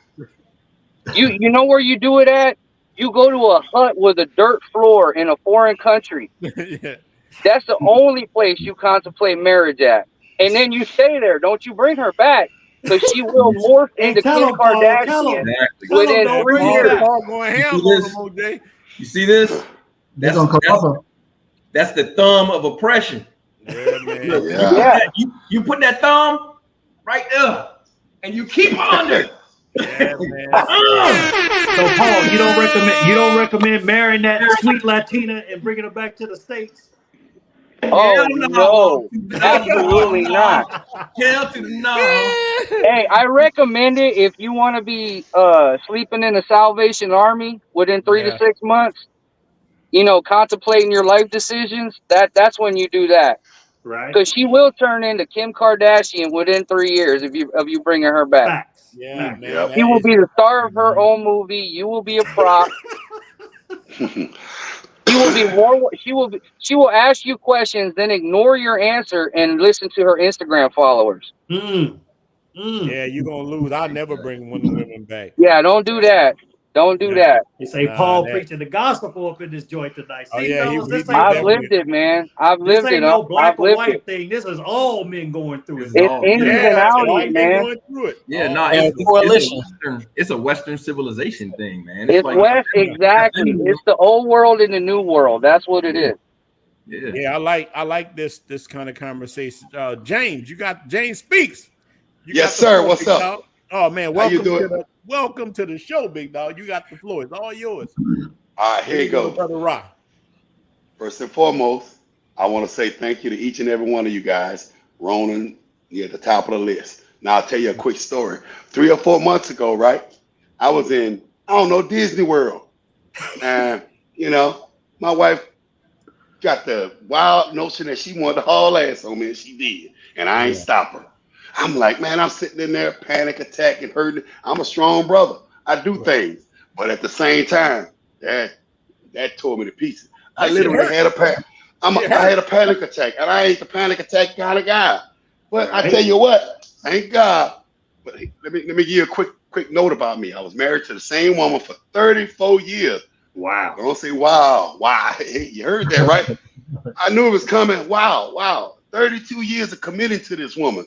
But I was, but in my subliminals, I was being strategic. You understand what I'm saying? Because you know what? Let me keep it real with you fellas. Man, I wanted me a woman from the 70s. If you look at it, we are conditioned, and excuse me, you young cats, the guys that are here, we're conditioned to deal with women like our mamas. Really. And by the time comes up, everything is shifted. Social media shows up. They show up. My woman was a Puerto Rican. Right? But by the time I got done with her, by the time we got done living, guess what she was? A bitter black woman for no reason whatsoever. She's a bitter black woman. I turned a Puerto Rican into a bitter black woman. All my doing. But you know what? I realized that I couldn't sit in the sauce and just get ate up by life. And I got online and I found you brothers. When I found you brothers, I was like, wait a minute here. I have a direct access to Santo Domingo, Sosua, And Caught the hand. There it is. And I mean, I don't know. Listen, man, let me say something to you guys. And this is going to go off where we're going. I understand. I've been to Sasua one other time. And when I came, I had the mindset of a typical weekender Sasuan. But that's not where it's at. That ain't even where it's at. Where it's at is right here, you brothers. Rona says it. You say it all the time, and I hear it. But I'm telling you, I feel it. Feel it right now. Right now, I'm in Santiago. My apologies, Santo Domingo. And tomorrow, I'm gonna head out to Sosua. I was there and I came back because stupidly I left some of my stuff look, here. dang, I'm gonna be there Friday. Let me put something out to somebody. Let me put something out. I don't know if it's gonna help anybody, but what I did was I reserved a nice Airbnb. I paid $2,000 for it, and I have it until the 31st. But I'm leaving. I'm gonna pull out here today. So any of you brothers in Santo Domingo and you need a space, it's there. It's gonna be empty. That's just put out there. You know what I mean? Yeah. Only solid brothers. Don't go there messing my brother's name up. Exactly. I was just about to say the same thing. Don't let them dudes come in and tell you shit up. Don't mess my name up. You know what I mean? I'm solid brothers. Look, man. Here's what I am, and I'll give you a quick. Let you know I ain't no bullshitter. Yeah. I'm a Marine. And I'm solid. Shout out to the military. And I'm a retired Federal Air Marshal. Okay. And I've done and I'm a businessman. Hey, so I've done what that movie was with Wesley Snipes? Passenger 4757. Yeah. No. The movie you need to be thinking about is An Officer and a Gentleman, because that's what she did my ass. Met my ass in the military. You know, she said what she say? She said, I want me an airplane aviator, whatever, you know what I mean? It was a win-win. When you meet a man that was born in the 60s, we train to raise these women and take care of them, bro. And they get what they can get, and then they take this court system and they strip you to the bone bare. You know what I mean? And now I listen to all these brothers talk about what they're going through. I held on long enough that my children were grown and out of it. I can't imagine, bro. I had to kill somebody. I had to hurt something. I had to break some things. I had to pin some things up. If you coming to me taking it all from me, listen to what the brother's saying. I ain't telling you. I'm not telling you what not to do. What I'm telling you to do, you better make sure you got it right. That's what I'm saying. You better make sure you got it right. And by the time, if I had to do all over again, man, I wouldn't do this until, I don't know, I wouldn't do this. How about that? How about I just wouldn't do it? How about I've been dying to get at y'all. Because y'all speaking so much real, and it's always fun, it's always happy. And then they got brothers like, I don't know, the young brothers that, look, let me say something to the panel right now. Each and every one of you individually, at some point I'll use you, but I promise you I won't abuse you. You understand what I'm saying? Woo. Never abuse. We're gonna use each other. And here you talking to a brother that I never meant in the 40. I never believed in the 40 rule. You know what the 40 is? Here's the 40s rule. 40 years for 40 hours a week for 40% of retirement. That shit don't make no sense. Never did to me. Never did to me. And I'll say something. I mean, this is about this. I'm eating, bro. Right here, I'm eating. I'm really eating with you guys every day. I'm telling you, bro. Look, listen. I would have called you. I would have got in here a week, months ago, but I would have been crying. You understand what I'm saying? Wow, this has been therapy. This is therapy. This is therapy, bro. Y'all to lay me down and rub on my back and show me where the girls at, or the stroke on your and you know what I mean? Hey now, man, no homo there, brother. No homo. No homo. Girls, bro. Girls. Yeah. No, he did say girls. He did say girls. You know what I mean? The girls, you know what I mean? It's just brothers. I don't know, man. It's just the camaraderie here, and everybody's singing the long story. Like, yo, bro, we you know, this is Black Wall Street here, where you go where it's like, you ever been in this place where they go, well, you know, anything is possible. You know what I mean? If I want to, that's exactly what it is. I talked to Sarge. I saw Sarge's logo. Who did the logo?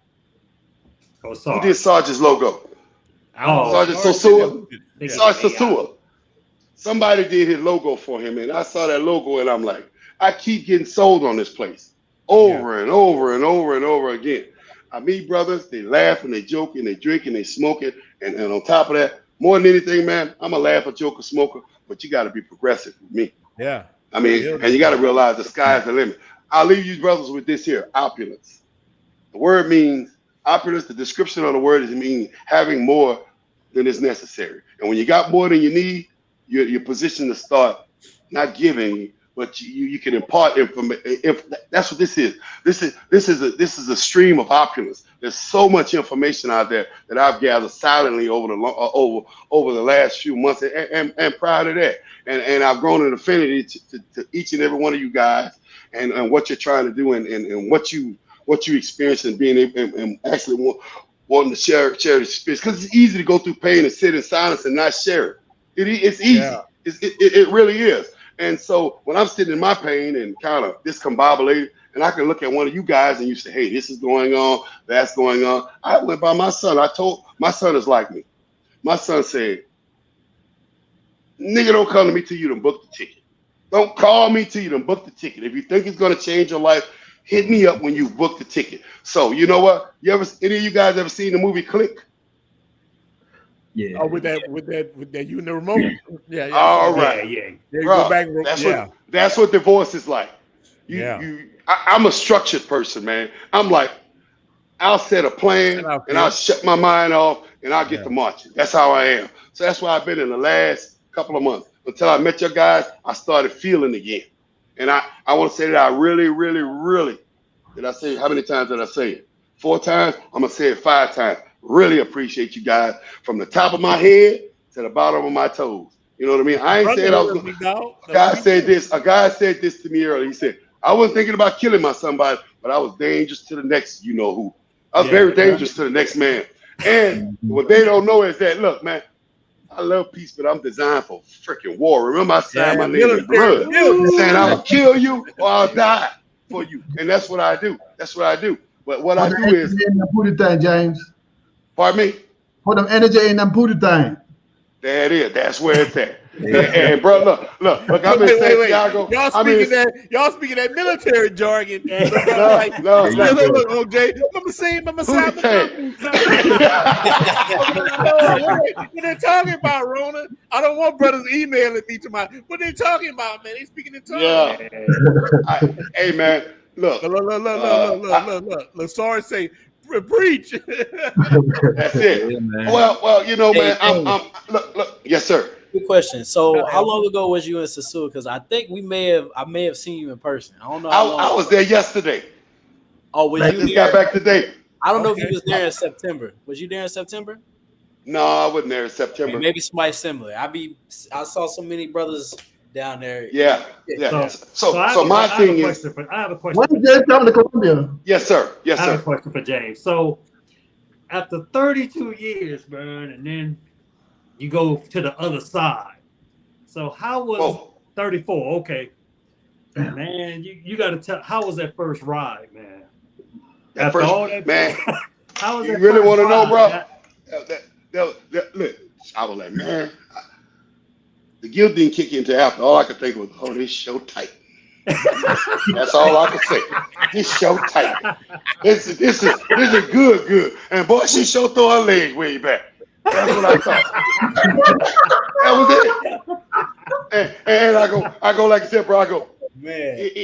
I go like I said. It always like that. It always like that. You know what I mean? Hey, she said your soul is mine. Like Mortal Kombat, she said your soul is mine. Your soul is mine, bro. Get over there. We call them soul snatchers.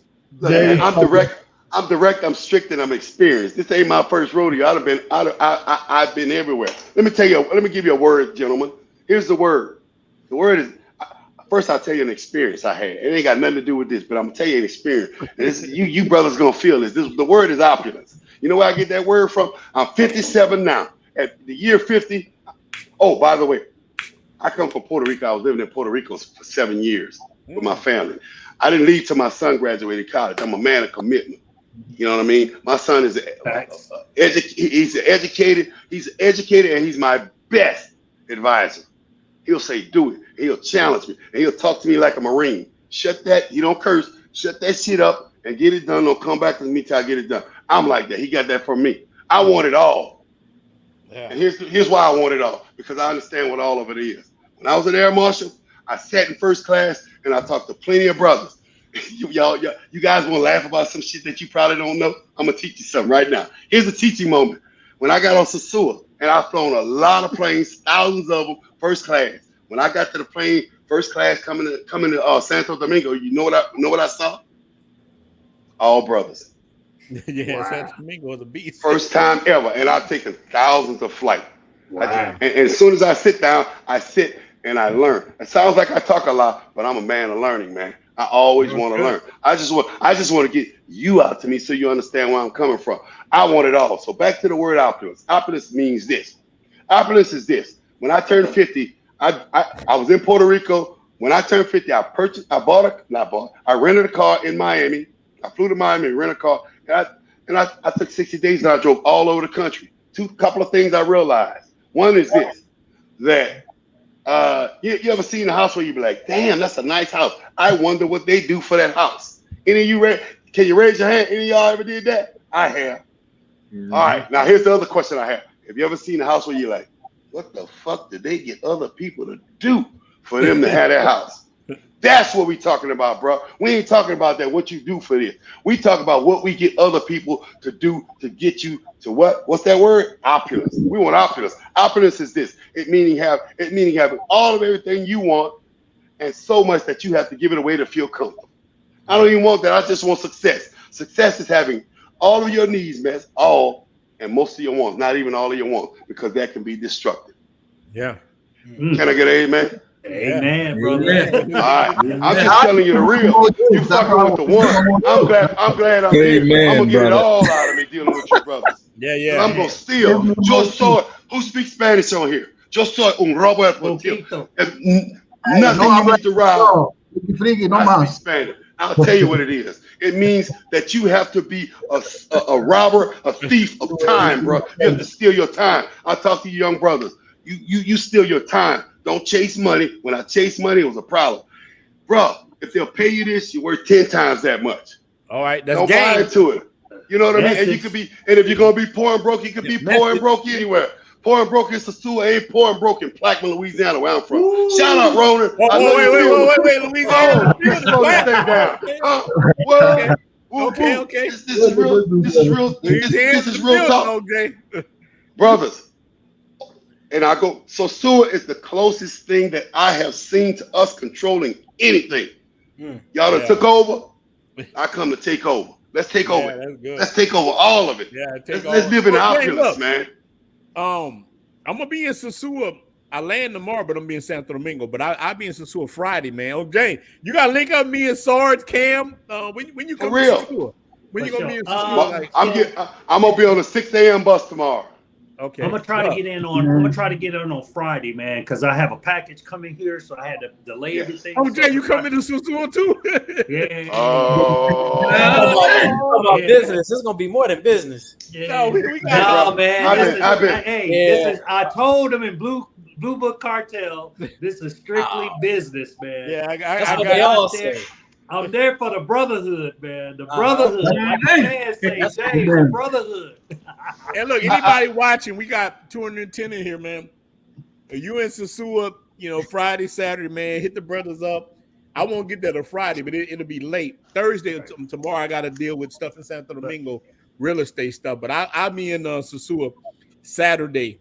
And, man, we can drink. Saturday, Sunday, we can cut up, whatever y'all want to do. Hey, win is the word. James, how about we win? Man? Hey, bro, I appreciate you coming on here with us, chopping it up. We need brothers like that. See, this is the thing, right? They put the stigma out, man, that all the brothers that travel, we're dusty, we're broke, we can't get women, we can't get this. Come on, man. I mean, I've never had no problem with no women. Man, Air Marshal. I mean, we got people that's done some things in life. You know what I'm saying? Myself, I did physiology, water survival. I've had a real estate license. I've owned trucks. I've done it all. You know what I'm saying? It ain't dusty brothers that's out here traveling, but they want to put that propaganda out there. Like, first of all, it costs to travel. It really does. You know what I'm saying? Yes. Everybody ain't doing like Cam. No shout out. No. Put my man Cam down. But you know, it is what it is. A majority Always of bring us, the wolf man, it out, big costs dog. money. Look, OJ, the brother said you bring the wolf. Always look. I've been bringing the wolf out. Man. I think I've been terrorizing I think forever. Ronin gonna be on good behavior this time, man. I think man, Ronin I just never- going for the brotherhood. Well, look, I do it like this, man. Look, I got in-house. I got brother Sar, man, brother Sar is back. God, I can't let other people on. Brother Sar is in this building. He in the building. Sorry, I can't let you on because there's not enough. Wait, let me see. Oh, not There to you let go. you on. Okay. Your Kobe drop. Oh, wait, who dropped out? There go Sarge. What's up, Kobe Sarge? drop. Oh, Kobe No, dropped out. look. You in the building. You got the floor, big dog. What up, Sarge? Look, I just had to jump on because me and brother James had a conversation today, bro. That's why when my internet came back on, I said, "Oh damn, Unc James." Yeah, Bro, let me tell you James something. on business. Let me tell y'all something about Unc James, man. Unc James hit me with so many pimp one-liners that I had to write them down. Okay, And that's just real. read them over and over. Like Unc James, man, you need a t-shirt line, brother, because everything you say is epic, brother. I had to look. Thank you. As soon as my Appreciate I it. said, "Oh, Unc James on here." I cannot wait to see you brothers All right, Friday, Kobe. man. We're gonna cut up, but hey, real quick, make sure y'all holler at Flip and get your band so we can. He's having an event on Friday and Sunday, and shout out to Flip. Shout out to Flip. I'm gonna holler at you tomorrow, brother. But make sure y'all go holler at him because Friday and Sunday he having his big event at Ground Zero out here in Sosua, and it's a classy spot. Yeah. Friday or Sunday. I'll be on that Caribbean tourist bus Friday. hey, with all the chicas, Ron, you gonna be Yeah, I'm doing it. That nigga be low. Look, that's when look. That's how I beat everybody. Cats don't know the game, roll up. That's how I always catch chicks on the bus. Like, hey, you going over there, but let me tell you something. You know who I am. So you to my pimp game. Yeah. Shuck it, nugget. I'm like, I had to jump back. Shake it, nugget, quack, quack. quack. They call me Willie Dynamite. Cause I explode in your panties. Boom, baby. Hey Sarge, you got Unc James information? Yeah, I got it. Hey, put him in the Sarge brothers, so because I may need put him in the one group. day in Santo Domingo before I catch the bus down to Sosua. All right. Okay. Yeah. James, so wait, look, James. So when do you have a YouTube channel?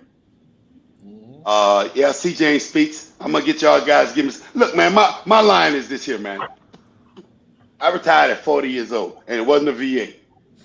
I did that shit on my own because I told you, I didn't believe. And I retired making good money. I was just like, I just one day kind of set shit up. And I ain't no genius, but it's hard to outwork me.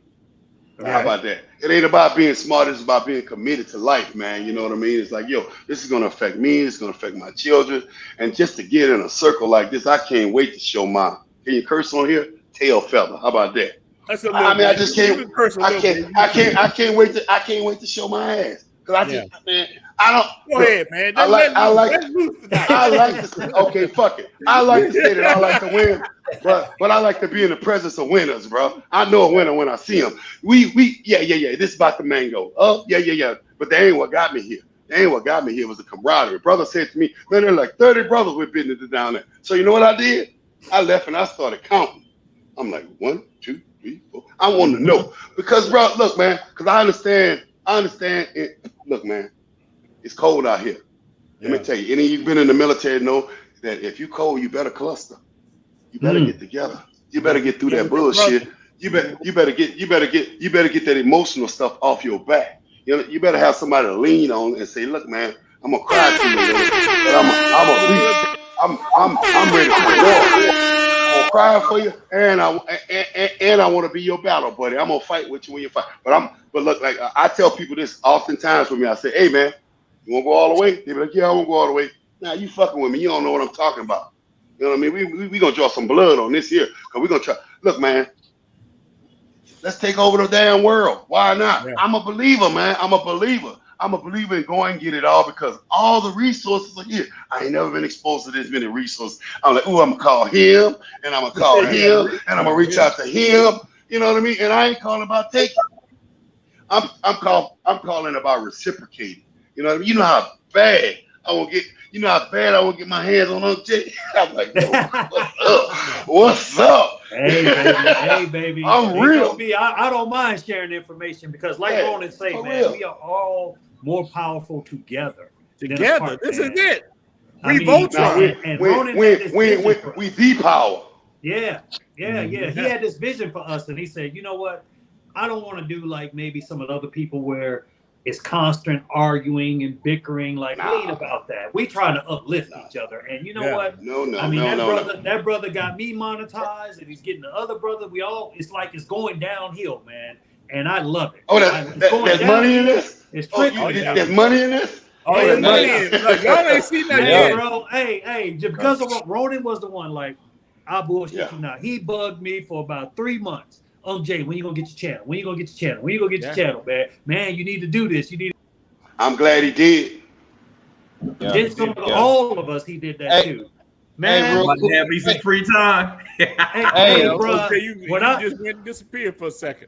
Just like I did. Jay was right there. Jay disappeared. Hey, we all having issues, man. Hey, real quick, I ain't gonna put the man business out, but I want to talk about a generational wealth blessing that my young brother received some information today, Gents on Go, from a brother that watches this, a brother I know. He's blessed a lot of people, man. He blessed a young man and his family. He gonna get his 100% soon, y'all. So everybody else, I want to shout out to that brother. Get his 100% soon. That brother plugged him. He called him. You know, I put them together, and I ain't taking credit for the work they did, but it just talks about what Ronin's been doing to where, like, I talked to Gents today right before I talked to Unc, and I said, man, that brother that is part of this group, blessed, like, he gave your family generational wealth. Your child will go to school for free. No student debt and all this other stuff. So when you think about it, his baby, I think your son is, he young. So just to think, like, in the next 15 years, your son will never have to worry about college, bro. Based on the brotherhood that Ronin has created, and I'm glad we all man. Look, you know what I'm saying? It's all of us together.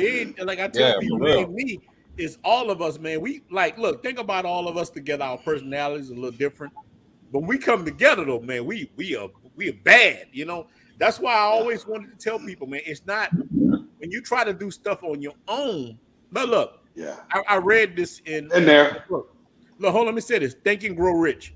And Andrew Carnegie talked about this, building a mastermind team. When you build a team, boy, you can't be stopped. And everybody got their position to play in the team. That's how I look at it. We all a team. We all like building something. I like that. I think is a great thing. But we ain't gonna stay on too long because I got a 4 a.m. flight. and tell Dash or whatever her name is. Hey, sis, let me tell you something. Jump on, Dash. Get on, Dash. Let me get her right. You can say a lot of stuff, sis, and I don't know your history. But let me tell you something about generational wealth. Yes, 100% disabled is generational wealth. You might not understand it. Your family might not understand it, but that is government money. That is tax-free. That man's son will never have to pay for college a day in his life and never have student debt. So before you get to running your mouth, know what you're talking about. Exactly. Yeah, really. And hey, I keep telling Jay, as soon as I get down there, look, my older kids, they done missed out on it, but that don't mean I can't have me another little big head shorty running around. You have said that.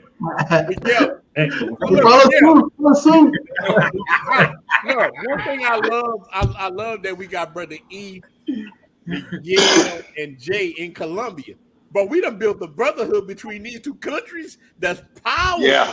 Now, boy, like, look, that shit that hit different. Boy, with them two countries.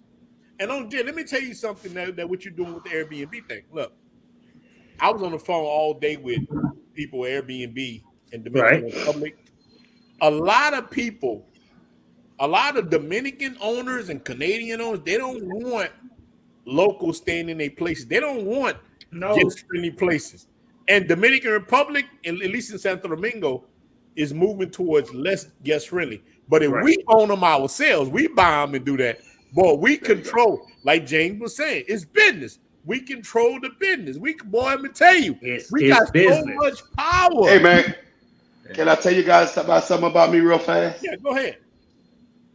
I used to own 3 flea markets. Flea markets is the same shit. Yeah, it's the same thing. I mean, I had a contract with Walmart, and I would get 200 to 500 vendors in. I do that in like 6 weeks. Everything is about a system, bro. Y'all, look. Let me tell you this. I'm new to this group, but I don't think y'all see what you got yet. And I'm just saying, because here's the thing about coming into something new. You see all the gaps, and there are no gaps here, but you see the opportunities and the spaces, and you can become an opportunist where it helps everyone. It's like, quid pro quo. You help me, I help you. There are 9 brothers on here, bro. As far as I'm concerned, the world is the limit. Ain't a money thing. No. I am going for happy. I ain't going for money. I'm going for happy. I don't chase money. I want to be happy. I want to be satisfied. I want to be supported. I want to be celebrated, cheered, whatever you want to call it. Right. But that's what I want. And I'm not in need. My definition of success, like I said, I possibly said earlier, my definition of success is having all of your needs met and some of your wants, not all. I'm that guy. I want all of my needs. Once I get mine met, it's my job, it's my duty to get yours done. Because look, and I'm direct with my shit. Because like I was telling Saad, if you on the line and I'm saying to you, 2 fucking feet to the right, I ain't gonna be nice about it. Yeah. Because it's a matter of life and death. Remember, sign your name in blood. Right. You know what I mean? You're gonna kill or be killed, or you're gonna survive, or you're gonna perish. Well, that warrior talk. You're talking to a warrior, bro. Yeah. You know what I mean? I'm a warrior. I want to win. Yeah. But to be in a group of brothers in arms like you, you have no idea. Coming from the sad, dark place that I came from, you have no idea. I'm telling you right now that I was laid up crying on the couch going, why she do that to me? Let me look at this video talking about Sosua, Santo Domingo. And Ronin shows up there with. I don't know why you playing with Johnny me. Black from Louisiana. I know you're from Louisiana right now. Johnny Black, and coconut water. I got you, man. Look, man. And then he come on here. Look, he come on here puffing a stogie like OJ. He got the cigar.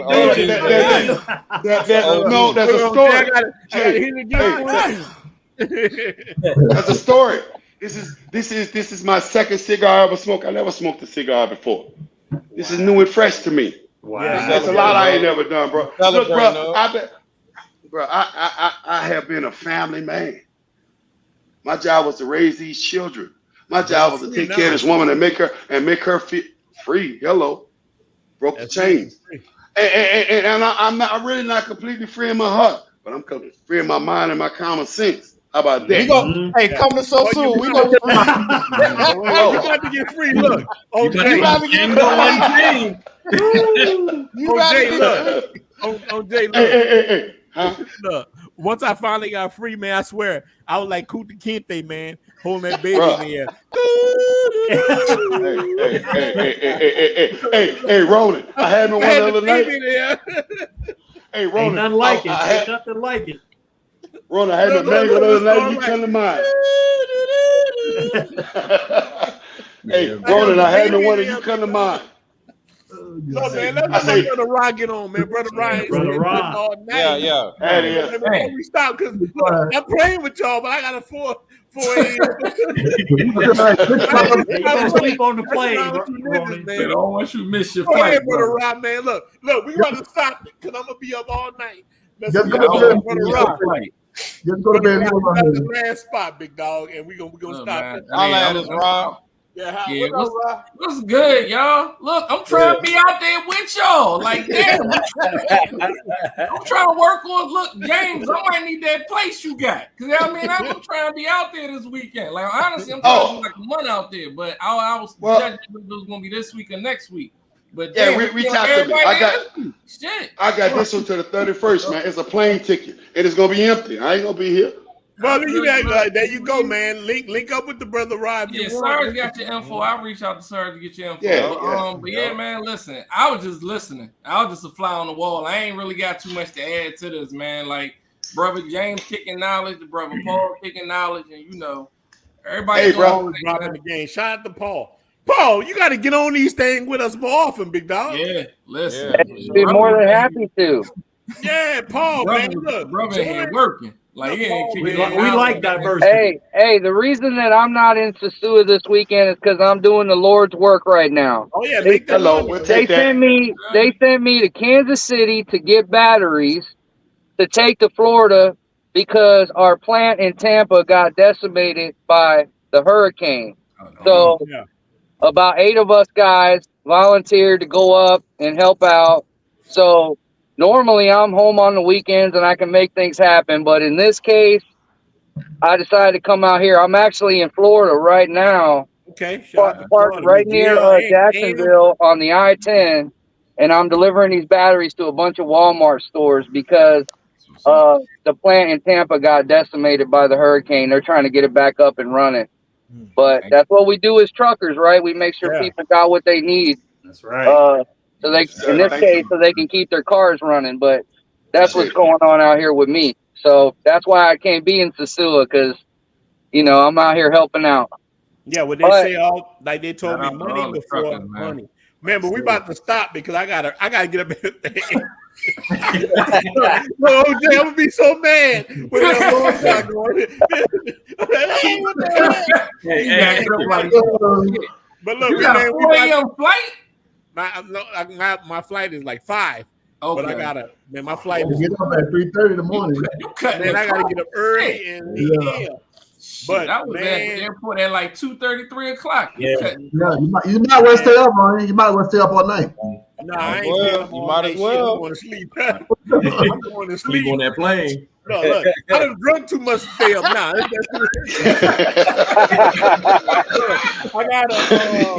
I got an Uber driver come and pick me up at a certain time, and I'm gonna make it, man. I do this all the time, man. I ain't no rookie, man. I'm an old ninja too.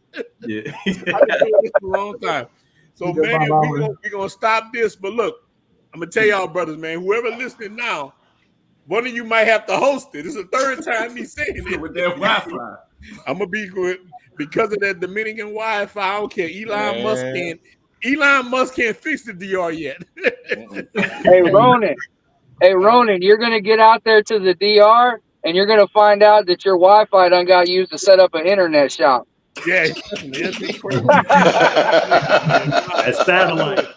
I'm ready. I'm ready to go back home, man. So look, man. Salute to all you guys. Look, Saturday we roll. I know Sarge, you going tomorrow, right? So you got a video tomorrow night. Yeah, I got tomorrow night. Military, and I'll be back Saturday. But any of you brothers like. Oh, Jay, when you gonna go on Friday? When y'all going Friday? I'm probably gonna leave on Friday, man. No, I'm gonna do one of them Friday for our group, tickets, man. Huh? We need a person making videos on Friday. We need to be doing that. Oh, look, here's the power we got. Look, let me explain this before we get off. The power we got is this, man. Whenever we do videos, like there's a lot of people linked to this video right now, is airing on your channel, right? So.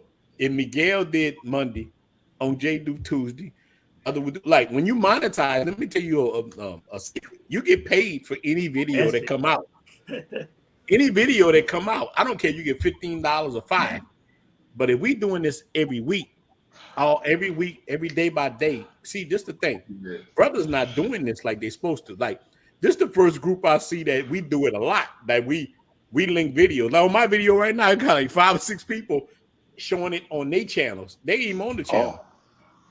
That's how we win. So we doing this globally. We Ninja News Network. It's on every channel. I'm telling you, man. You can't lose. And Paul, you a ninja too. Let me say that. So we on the channel. Let me tell you, and we doing this. We air this out, and once you monetize, you just got to get monetized. When you monetize, it go from this. And we doing it every day, even you're not on it. Let's say I'm not even on the video, but if Sarge played a video tomorrow, I get paid from it too because I'm showing it on my channel. Boy, I don't know if YouTube let us get away with it too long, but they gonna stop that. They like y'all to crack the code, man. Hundreds and hundreds. But look, we can make hundreds and hundreds and hundreds of dollars like this.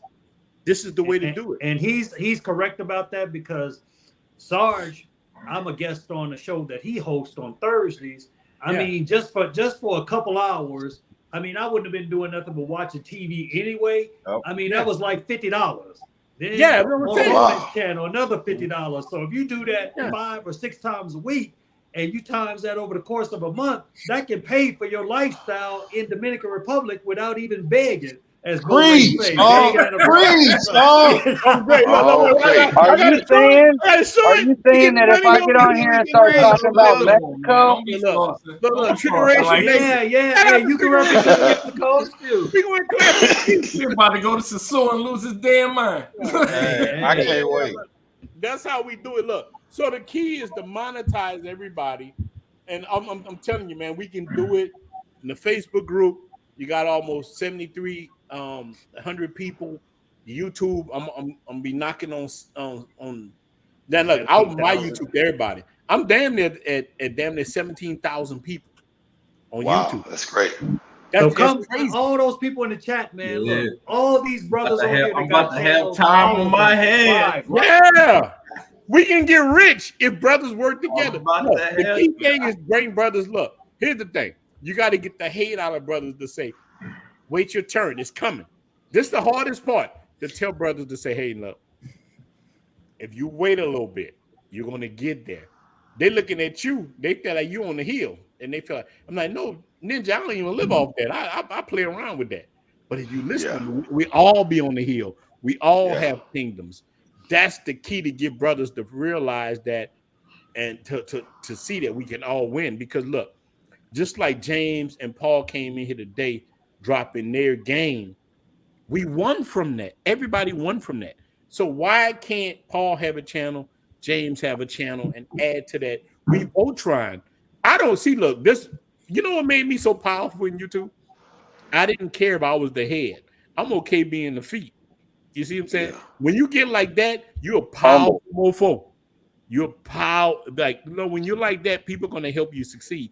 But when you're the person that, no, I got to be the head, you're going to lose, because people say, why he the head? I'm smarter than Miguel. You know what I'm saying? That causes contention.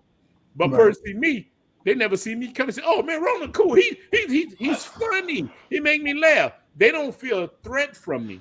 And that's the key. So if all of us is like that, so what have I've always told brothers from the jump, hey, you come to my platform, I'm gonna help elevate you. That's how I am from the jump. And I had YouTubers way bigger than I am. No, they told me, man, why you open up your platform like that? Why you shouldn't do that? Well, why not? They had a dime out of your barrel. Yeah, they had that crab in the barrel mentality. I say, look, bro, I'm not like that. That's not me, man. So look, we're gonna stop right here because I gotta get up early. Man, I want to give a shout out to all you guys, man. Look, fast. Start with Miguel. Man, shout your channel out, and we're gonna stop it because I got an early morning flight, early in the morning, man. So look, shout out to all these brothers. Start with Miguel. Shout your channel out. Look me up at iMiguel, AYEMIGUELT 28307. You want to get with Miguel? Believe me, Miguel. Look, I'm Miguel. I'm gonna give you a flower. You clap damn near more cheeks than I do. I'm gonna give you more. I gotta give you no clap. Yeah, you are a professional. I'm giving you your flower. Miguel clap more cheeks. Damn, look. The PCC like, professional cheek clap. Like, your brothers. We need our own TV show, Miguel. We need our own TV show. We'll do some man. Y'all should have had to be. Y'all had to have y'all shit on Pornhub. Y'all can't. Yeah, we be look tag team like look 1984 WWE. We like. we be like what the wrestler was? Hawk and Animal. Road Warriors. Bushwhackers. I told Jay. Bushwhackers for real. Bushwhackers. Look. Sorry. I told Jay the shorty scene the one video where I had the other where I had the girl lay across the bed. Good word. Yeah. Oh yeah. They subscribe. I ain't gonna rate on my thing. Like, you know what it is. Come on. Ain't gonna stop nothing, big Yeah, dog. you know what it is. So, But that's how you keep them around, Miguel. When you act right, they leave. Yeah. And so I told her, hit that like button. I said, you know who that? She was like, who is that? Who is that? That's your competition. Yeah. Man, who that is?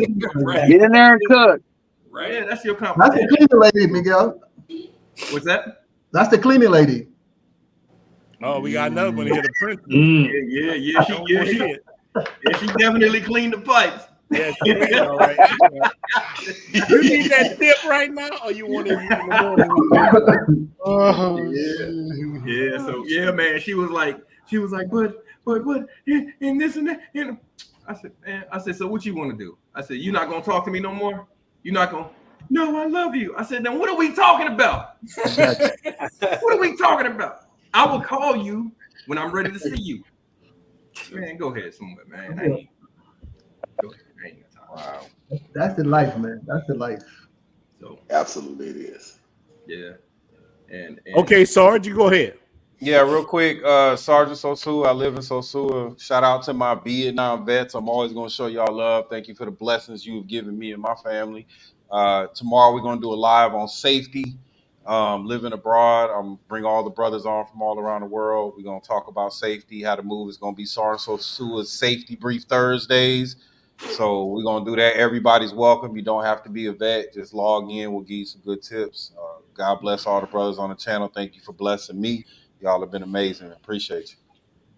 That's awesome, Sarge. Wonderful. Brother Paul, if you got a channel, put it out, and we gonna go around the platform for weekend. I don't have a channel. I never thought about making a channel. I work 60, 70 hours a week, man. But when I found your channel, it warmed me up to the DR, and so I'm traveling out there as well. But most of my knowledge and my adult life after my divorce back in 2012, I'm in Texas. So for the fellas out there in Georgia, Florida, East Coast, things like that, the DR might be easier for you and quicker. But for fellas that live in the central United States, or especially Texas, the border states, things like that, and especially if you got, child support problems, things like that, and you can't get the passport, Mexico border towns can give you, 75% of what you're going to get out there in Colombia and DR as far as an experience goes. The chicas are much more attainable and cordial to the American folks, Canadian folks, whoever, for those living out in the East Coast and New York and things like that, DR might be your deal. But for those living, especially in Texas, Arizona, California, they can hop down to Tijuana, Juarez, Nogales, Nuevo Laredo, which is where I really know about because I lived there for 2 years with a chica and without. Boys Town. Yeah, Boys Town, all of that, right? So, yeah, like you were saying earlier, about there's the professional places. If you don't want to have issues, besides the ladies off the street, that's where you go.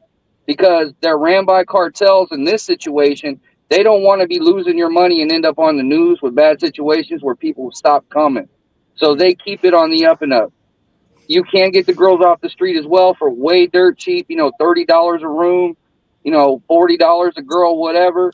I haven't seen, the drugging in that, like down in there, where I've been in Mexico.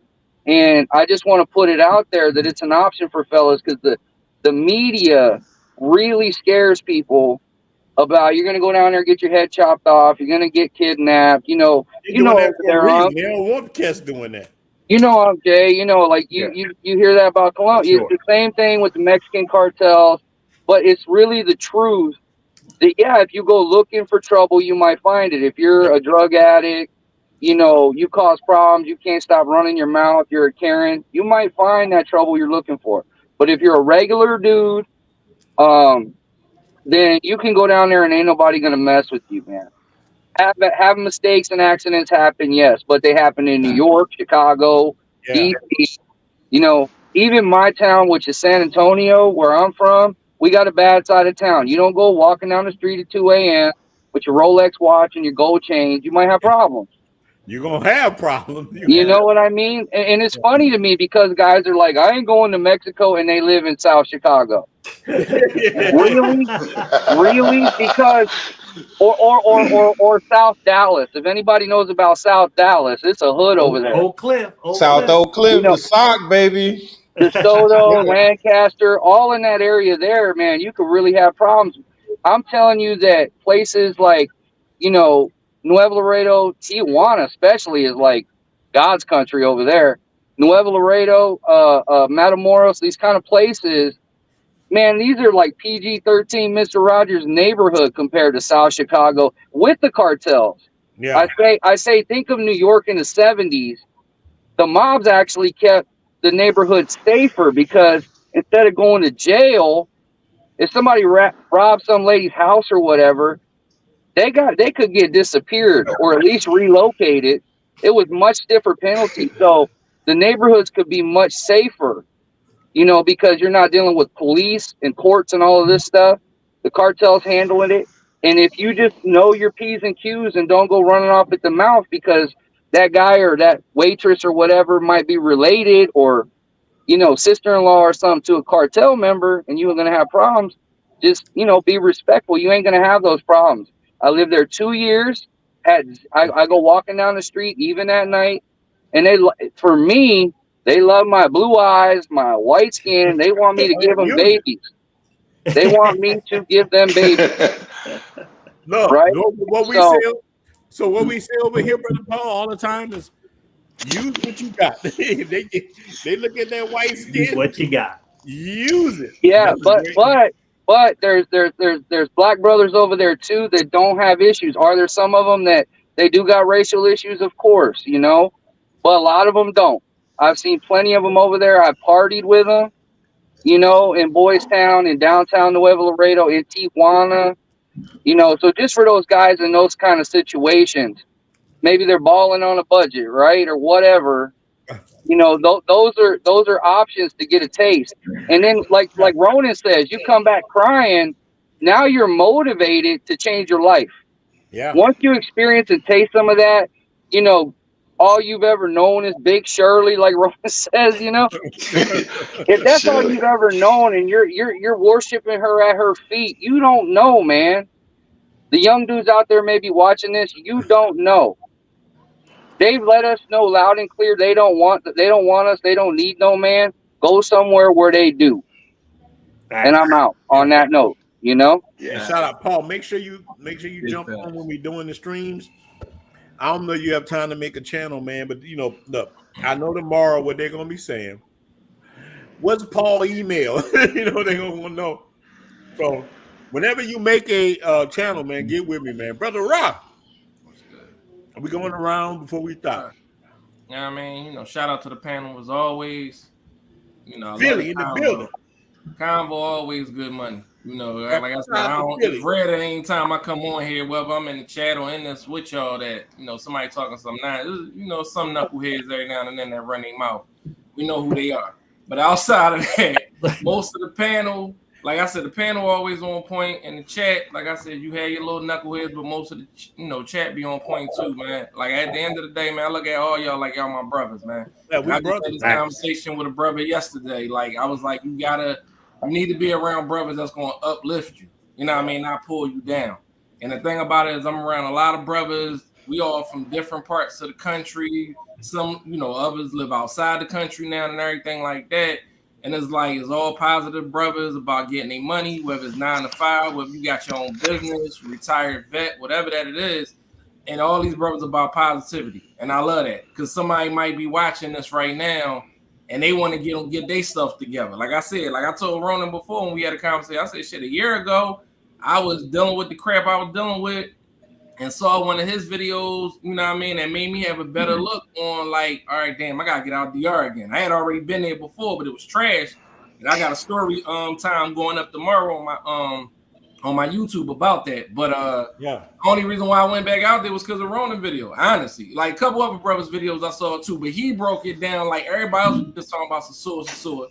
Shout out to Sarge. But but everybody else was, you know, he was the only one that was talking about Santos Domingo and the other parts. I'm like, damn, I gotta see what's hitting for. So, you know, when I got out there, you know, I did sue, but then I also went over Santos Domingo, and that's now I'm in the process of, you know, trying to move out there. And like I said, I'm gonna try to get out. Like I said, my plan is to be out there this weekend. If not, then I'll definitely be out there next week. But like I said, I just want to get shout out to everybody, man. Like I said, I ain't really had too much to say, whatever. If you want to check me out, like I said, I'm at Brother Abroad on YouTube or whatever and stuff. Like I said, I should have a new video going up tomorrow. I was editing it actually in the middle of this live. I was in here editing and everything. Yeah, man. I'm gonna make sure I post it too in the group so brothers can do that. Getting the brothers to do that, you know. And real quick, I gotta give a shout out to Ronin because, like I said, we wouldn't even be on this panel without you, bro. Like on some real, you know what I mean? You know, I know you get your flowers, but I don't feel you get them enough. Because, like I said, like you made me have a different perspective. There's a lot of other brothers on this panel, people in the chats, people in the group, and you know that, like, and the mindset you have, I respect it the most because so many cats out here be trying to get you for stuff. Like, you know, they ain't trying to give you knowledge for free. You know, they want like, money for it. You got to pay me this. You got to pay me that. You know, even with your lives, a lot of time cats that do lives, they'll be on a live for 2 hours, won't bring nobody on. They just be talking the whole time and reply. Yeah, I'm not like that. Reply to a couple chats. Only people they reply to is the super chats. Other than that, they don't even talk to nobody else. You talk. Nah, I'm not gonna never do that, man. I'm with the brotherhood. Everything like that, man. So at the end of the day, man, I just want to give you your flowers as always. Hopefully, man, I appreciate that, man. I see you this weekend. If not, then like I said, I'll be out there next week. Either way, you know, we're gonna touch down for sure. Oh, we're gonna definitely touch down. Gent on the go. What's going on, y'all? So, you know, I've just been listening for the most part. You know, you guys been giving them gems. I've been sitting back, you know, just gaining knowledge. You know, y'all can subscribe to my channel, Gents on the Go. I got a story time dropping this week as well, and you know, got some more things coming. I'm gonna be on. I know Sarge. You know, you got the live tomorrow. I definitely want to military live. Yes, sir. I don't know if Sarge shouted that out. They did. No, it's not just military. It's safety for everybody. Yeah. Yeah. Well, not just military. Make sure y'all brothers tune into it. I'm gonna be on the plane, so I can't promote it, but I'm gonna try to promote it tonight, so brothers can. I'm gonna put it in our group, and so you put in your group. Jay, you put in your group. Now y'all gonna be on it. Cause look, I've told guys from the jump, man. Military and truck drivers has been my biggest. That's why people be shocked. They be like, "You wasn't in the military." No, I wasn't in the military but those were the cats. Military and truck drivers. From the date, my first video, those two brothers reached out and say, "Hey man, love your channel." Military guys and truck drivers. So I'm always roll. Any video, you will always hear me shout those two guys out, man. But look, we're gonna go through Brother E. Shout your channel out, man. What you about? So you guys know I talk about dividend on my other channel. So I had to create a separate channel just for this group because I keep talking about clapping cheeks on my financial channel. I respect it. So I had to create a different channel, Retire in Rome. That's the name of the channel. Okay. And so I'm planning for retirement. So guys, I just put an intro video on there. And that pretty much it. I got somebody knocking the door right now, so I need to grab it. Okay. I love you guys. And hey, Sarge, put your number in the private chat so I can get your information for tomorrow. Yes, sir. Yeah. Military. Right.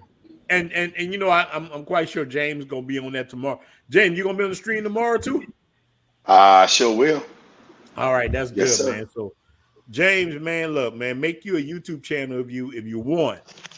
Okay. Make your YouTube channel, man. We will definitely support, man. We about to stop. Look, on Jay, make sure, man. Shout your channel out, shout the group out again, and we are out. So this is Unc Jay, and you can follow me at Life of Unc Jay. That's my YouTube channel. Come on through. Make sure you like. Make sure you subscribe. Also got a group, CTG Boys. Matter of fact, I'm working on working on some merch and stuff right now, you know. Oh, wonderful. Just trying to build the brand, you know what I'm saying? It's all about, you know, the brotherhood. And I'm making sure I was like, man, let me get this stuff done before I go to Sosua. So, you know, hey, when you got the @follow on the back of your back, you know what I'm saying?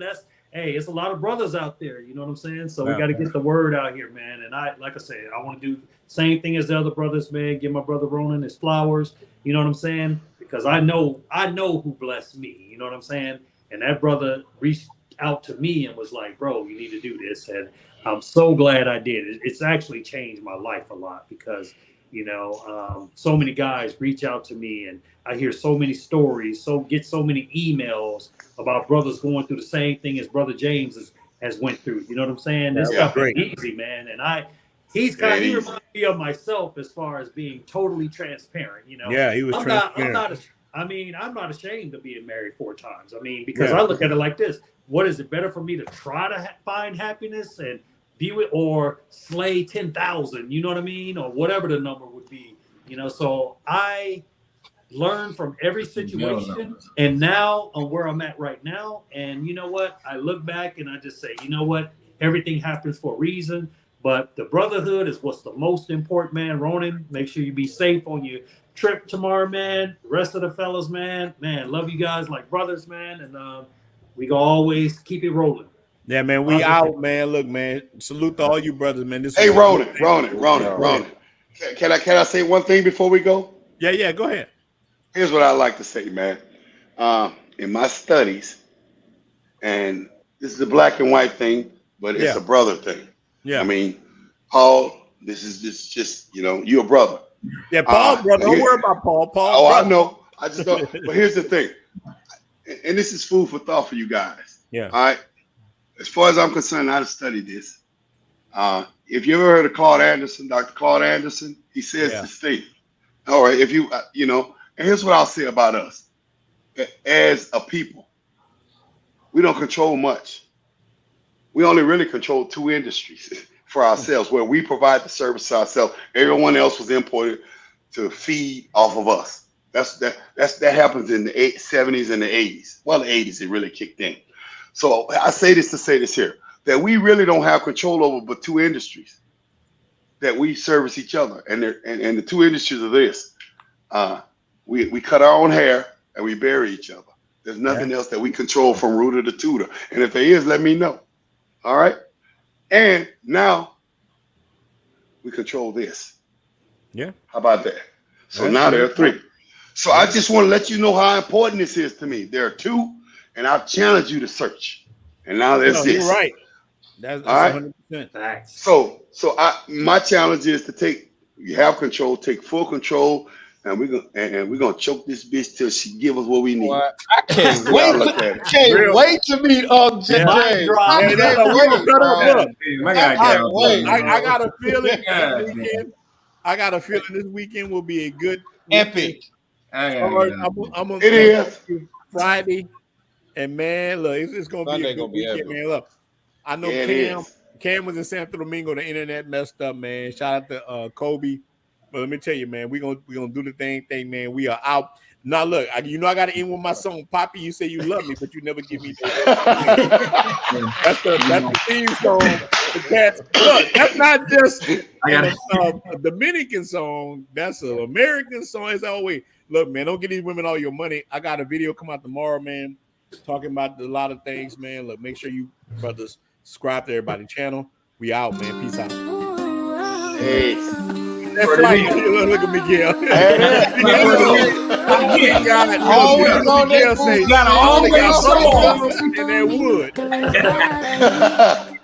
Con esos ojos que persisten me cuentas historias de amor. Much love. Salute you, brothers. Cada día es la misma pelea. Oh, hit me up, Jay. I'll call you guys, man. All right, brother. Good stream. A lot of brothers watching stream tonight, man. Tu amor es una moneda sembrando semillas. I say you love me, but you never ever give me no money. Money. Papi, say you love me, but you never ever give me no money. Money.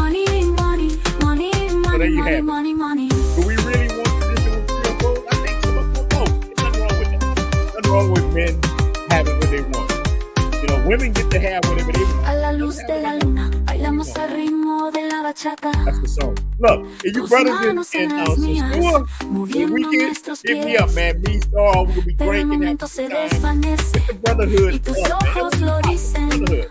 Well, look, man. No es mi corazón, es el efectivo lo que quieres. To the brotherhood. Me susurras dulces palabras al oído. Dices que me amas, pero sé que tu juego es claro. Siempre se trata de los pesos, el dinero que necesitas. I'm giving your money, though. Tu amor es una moneda sembrando semillas.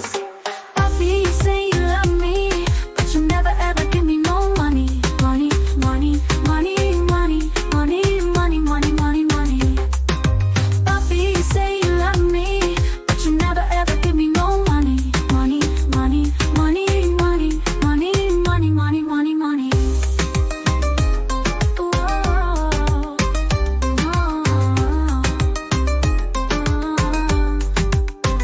Te di mi corazón, mi alma, mi tiempo, pero para ti el amor es solo un signo de pesos. Ahora veo a través del brillo y el encanto. No ser engañado, no caer en tu trampa. Oh. Papi, you say you love me, but you never ever give me no money. Money, money, money, money, money, money, money, money, money, money, money, money. Papi, you say you love me, but you never ever give me no money. Money, money, money, money, money, money, money, money, money. Así que aquí hasta que Dios me estoy alejando. No más juegos, no hay más que decir. Dices que te amas, pero es claro como el día. El amor sin dinero simplemente se desvanece.